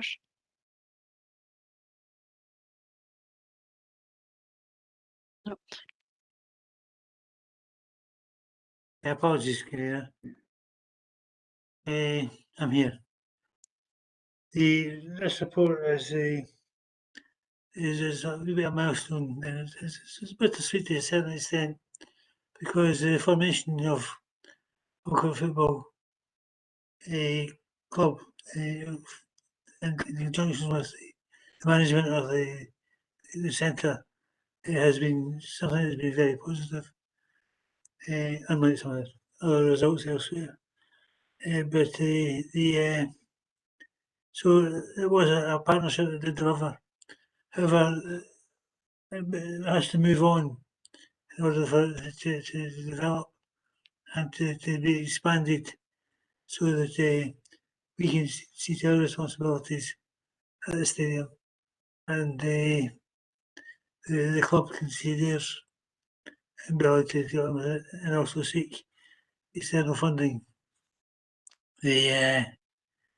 So with that, I formally move the recommendations within the report and in particular on page 87. And thank you for your indulgence, Karina. Thank you, Councillor Alexander. I'll now open it up for any questions or comment.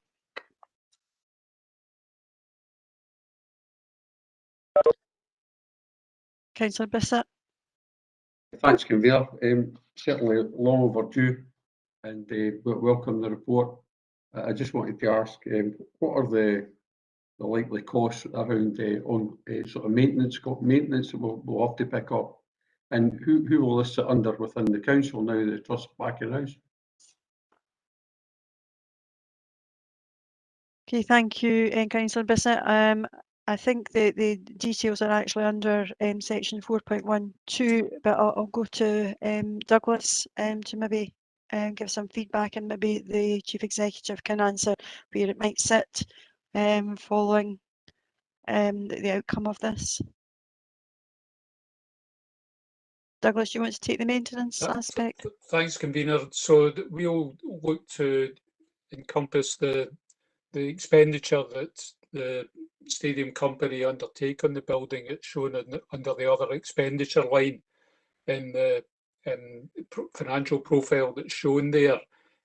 Basically, the way that the stadium is maintained is through a service charge to set out to the various tenants and occupants of the building, and that is recouped in order to pay for the maintenance costs that are shown as expenditure in that line.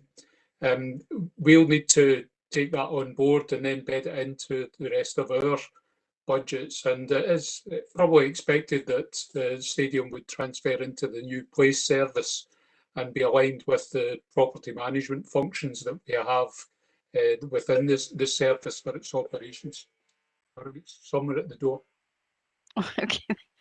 Okay, Kenneth, do you want to add anything? No, I think Douglas's answer covers that. Thank you. Okay, thank you. Okay, are we content with the recommendation to agree? Agreed. Councillor Kerr had his hand up there, convener. I was going to ask a quick question. If it's quick. A quick question, convener. With regard to the redoing of the 1B and the trust moving to other areas, is this an area that could be done for elected members?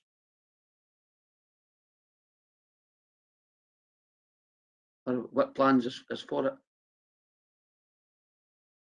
Douglas, do you want to say about I can get an answer back at if we're in a hurry, an answer back at a later date. Convener, it's just through you, convener. We looked at it at the time when we were looking for accommodation for elected members. It was one of the options considered.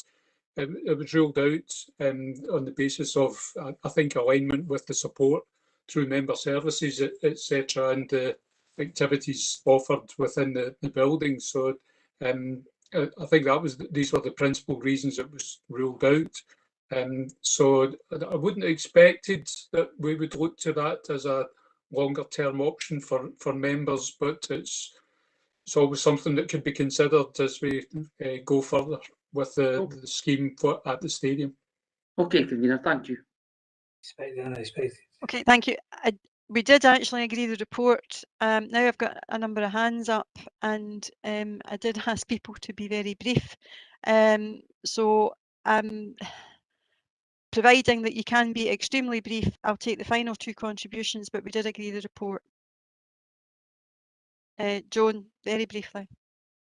Thanks, Cecil. I just think it's important we keep talking about this being an asset to the council, and reading the report, we've obviously been paying back the debt. The council advanced loans of 5.1 million. This is in 4.1 of the report. At the original outset of this, loans to FCSL, and the demerger process meant that we got assets in lieu of the sums outstanding.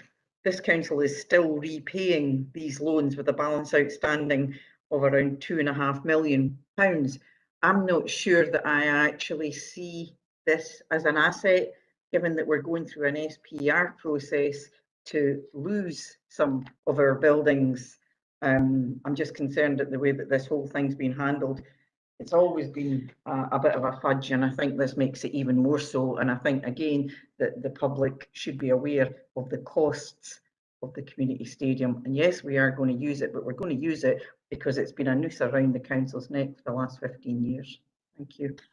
I think we would need to disagree on that, because I think it's been a great asset to the council in many ways on that, and I don't think that was at what cost? Now, see, I was brief. I cut it short. Oh, you were brief, but you were after the decision. Councillor Gardner, very, very briefly. I'll be extremely brief. I'll take my question out with this meeting. Thanks. Okay, thank you for that. The report was agreed. We move on to the final item, item 12, the resettlement of refugees and asylum seekers. Is it Kenny that's yeah, thank you. Yeah, and I'll be same as everybody else, very brief as well on this one, convener. The report in front of you outlines where we are in regards to resettlement of refugees and the asylum seeker. Section 1 of this report provides the purpose of the report, and Section 3 gives a wee bit of background. And I think just to pull some of the salient points of the report, in January 2018, the Scottish Government launched a new Scottish refugee integration strategy, and that was a 4-year strategy, sorry, from 2018 to 2022. Furthermore, in Section 3, it gives a wee bit more background about numbers and what Falkirk has done. And Falkirk has resettled 12 families, total of 56 people. And a full breakdown can be seen in Appendix A. Going forward, in addition to all these schemes that we have at the present time, the Home Office may also ask councils to assist in other ongoing refugee resettlement schemes, such as the recent Afghan relocation and assistance policy. Section 4 outlines our considerations, and just to give members a bit of background, the resettlement team currently comprises of a resettlement officer and a resettlement support worker.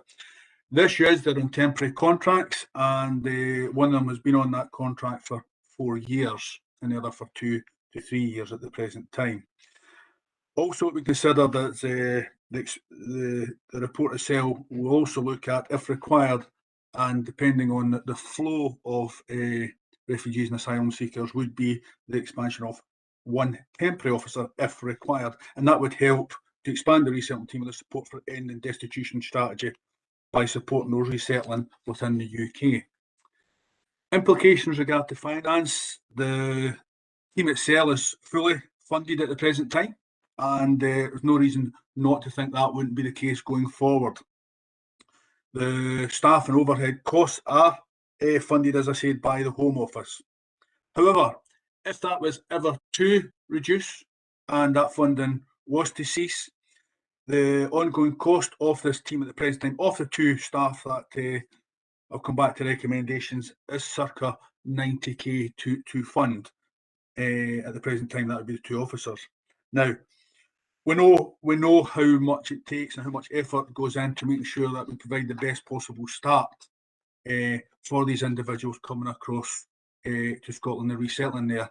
And for myself, in order to maintain continuity of the service users and maintain the wealthy experience that the team has developed, I'm proposing within the recommendations today is the existing resettlement officer posts are made permanent to ensure that the service continues beyond the 2022 deadline. I think in conclusion, and just very quickly with this report, Convener, the UK Government has made a commitment to support and safeguard vulnerable people who seek protection in the UK through settlement and asylum routes, and the Scottish Government has committed to support New Scots. Falkirk Council embeds its commitment to provide safe and inclusive communities through participation on the refugee resettlement schemes and recognise the value impact that the resettlement has on their lives. I quickly gave an overview to that, Convener. I appreciate members will already have read the report, and the recommendations are in section 2, and it's just me to answer any questions in this report. Okay, thank you, Kenny. I'm pleased that Falkirk has been able to play its part in the resettlement of refugees and indeed asylum seekers. Considering the atrocities and the way that they've been treated in their own country and the trauma that they've been through, to find a safe place and to get safe passage, and sometimes not so safe passage, as we've seen in recent times, just demonstrates just how challenging it has been for them and living their lives, often having to leave family behind. So I'm pleased that we've been able to do that, and as it's the right thing to do, that we should continue to be able to offer safe havens for those fleeing the violence, abuse and persecution. And what we do have to make sure though is that we send a clear message back to the Home Office that it needs to be properly funded, that we need to have the correct support in order to be able to do our absolute best to allow these people to recover, settle and rebuild their lives. So I think that's a message that we should be taking back, and I think that we should write to the Home Office on that, reiterating our support for the resettlement of refugees and the asylum seekers process, but to just put a marker down that it needs to be properly funded in order to be able to do so. Recognising that the funding is available currently to allow the resettlement officers post to continue, and recognising that on the horizon things aren't going to change in the near future, then I think by making those posts permanent gives a bit of stability, particularly for those that are in the posts, and knowing where they sit for the future, and be able to continue the excellent service that they do in supporting those. So I'm happy to move the recommendations as per the report. And Councillor Hughes. Happy to formally second. Thank you. Councillor Black. Thanks. I mean, I totally agree with the recommendations, but would there be capacity to help other refugees and asylum seekers not in a scheme? And the reason I'm asking is that I've in the past known families who they've suffered trauma leaving their homeland, but the actual process after getting here, when they eventually do get here, of lack of privacy, lack of security, lack of money, loss of freedom, no real freedom because of the rules for the Home Office, etc., to do anything at all that they would like. It takes a terrible toll on people. So by the time they maybe come to stay here, they're actually in quite a bad way. They're traumatized, they're vulnerable, and it can scare the authority, and it can be very difficult for people to seek help. It can be finding out about how to register with the GP, finding a dentist, getting a job, applying for a job. All sorts of things are really difficult because of the experience and the sustained trauma that some of these people have actually lived through for many years. Sometimes it can take over 10 years to actually have your application accepted. So if there is a need for this, and if there was capacity in that team, then I'm sure that capacity could be used. I just wanted to ask that. Okay, Kenny. Yep. So just without going into a lot of detail on that, it depends on what status the individuals come across on, and that's their status. However, what I will say is where we have, regardless of the status, we have provided support, either directly or indirectly through a third sector and through the other support organisations that we do have through the asylum seekers and other third sector, through our health and social care partners as well. So yeah, there is always something there. It's just depending on what status are, limit as to how far we can go, i.e. providing housing and things like that. But certainly we do, when they do come here, we do look at potentially having them registered with doctors, dentists and that type of support measures, which also supports them through mental well-being and catches some of the issues that you said there about the trauma that they went through as well. So there is things in place, limited because of what their status is.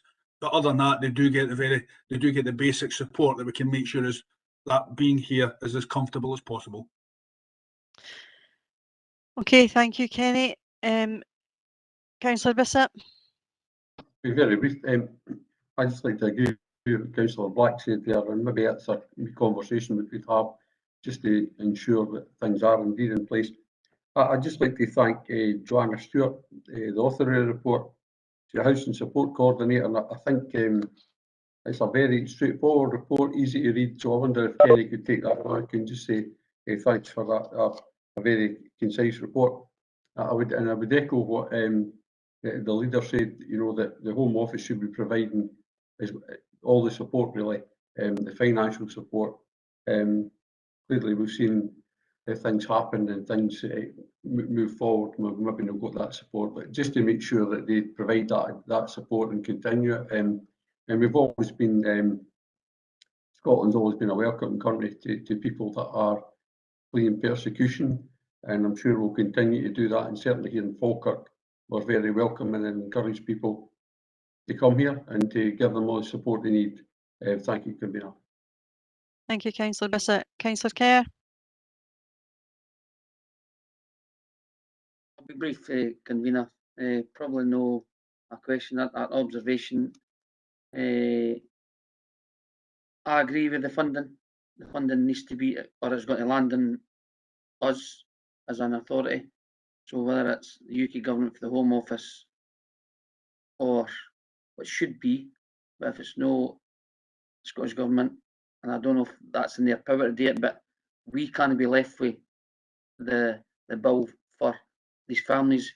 We welcome these families, and we welcome the support that the officers have given each of the families. And what I would just say to anybody, if they think that it's not working, if you look at Appendix A and the resettlement of the families and everything that the officers have done to help these families come into their lives in Falkirk, is an amazing job. And just remember, people have said it before, at one time, we were all refugees that came to Scotland to somewhere. So supporting these families is an essential part of who we are as Scottish people. Thank you, Convener. Okay, thank you, Councillor Kerr. Can we agree the report? Agreed. Okay, thank you, everybody. That now brings us to the conclusion of this morning's executive. It's now the afternoon, but thank you everybody for your attendance. Okay, bye just now, folks. Thank you, Convener.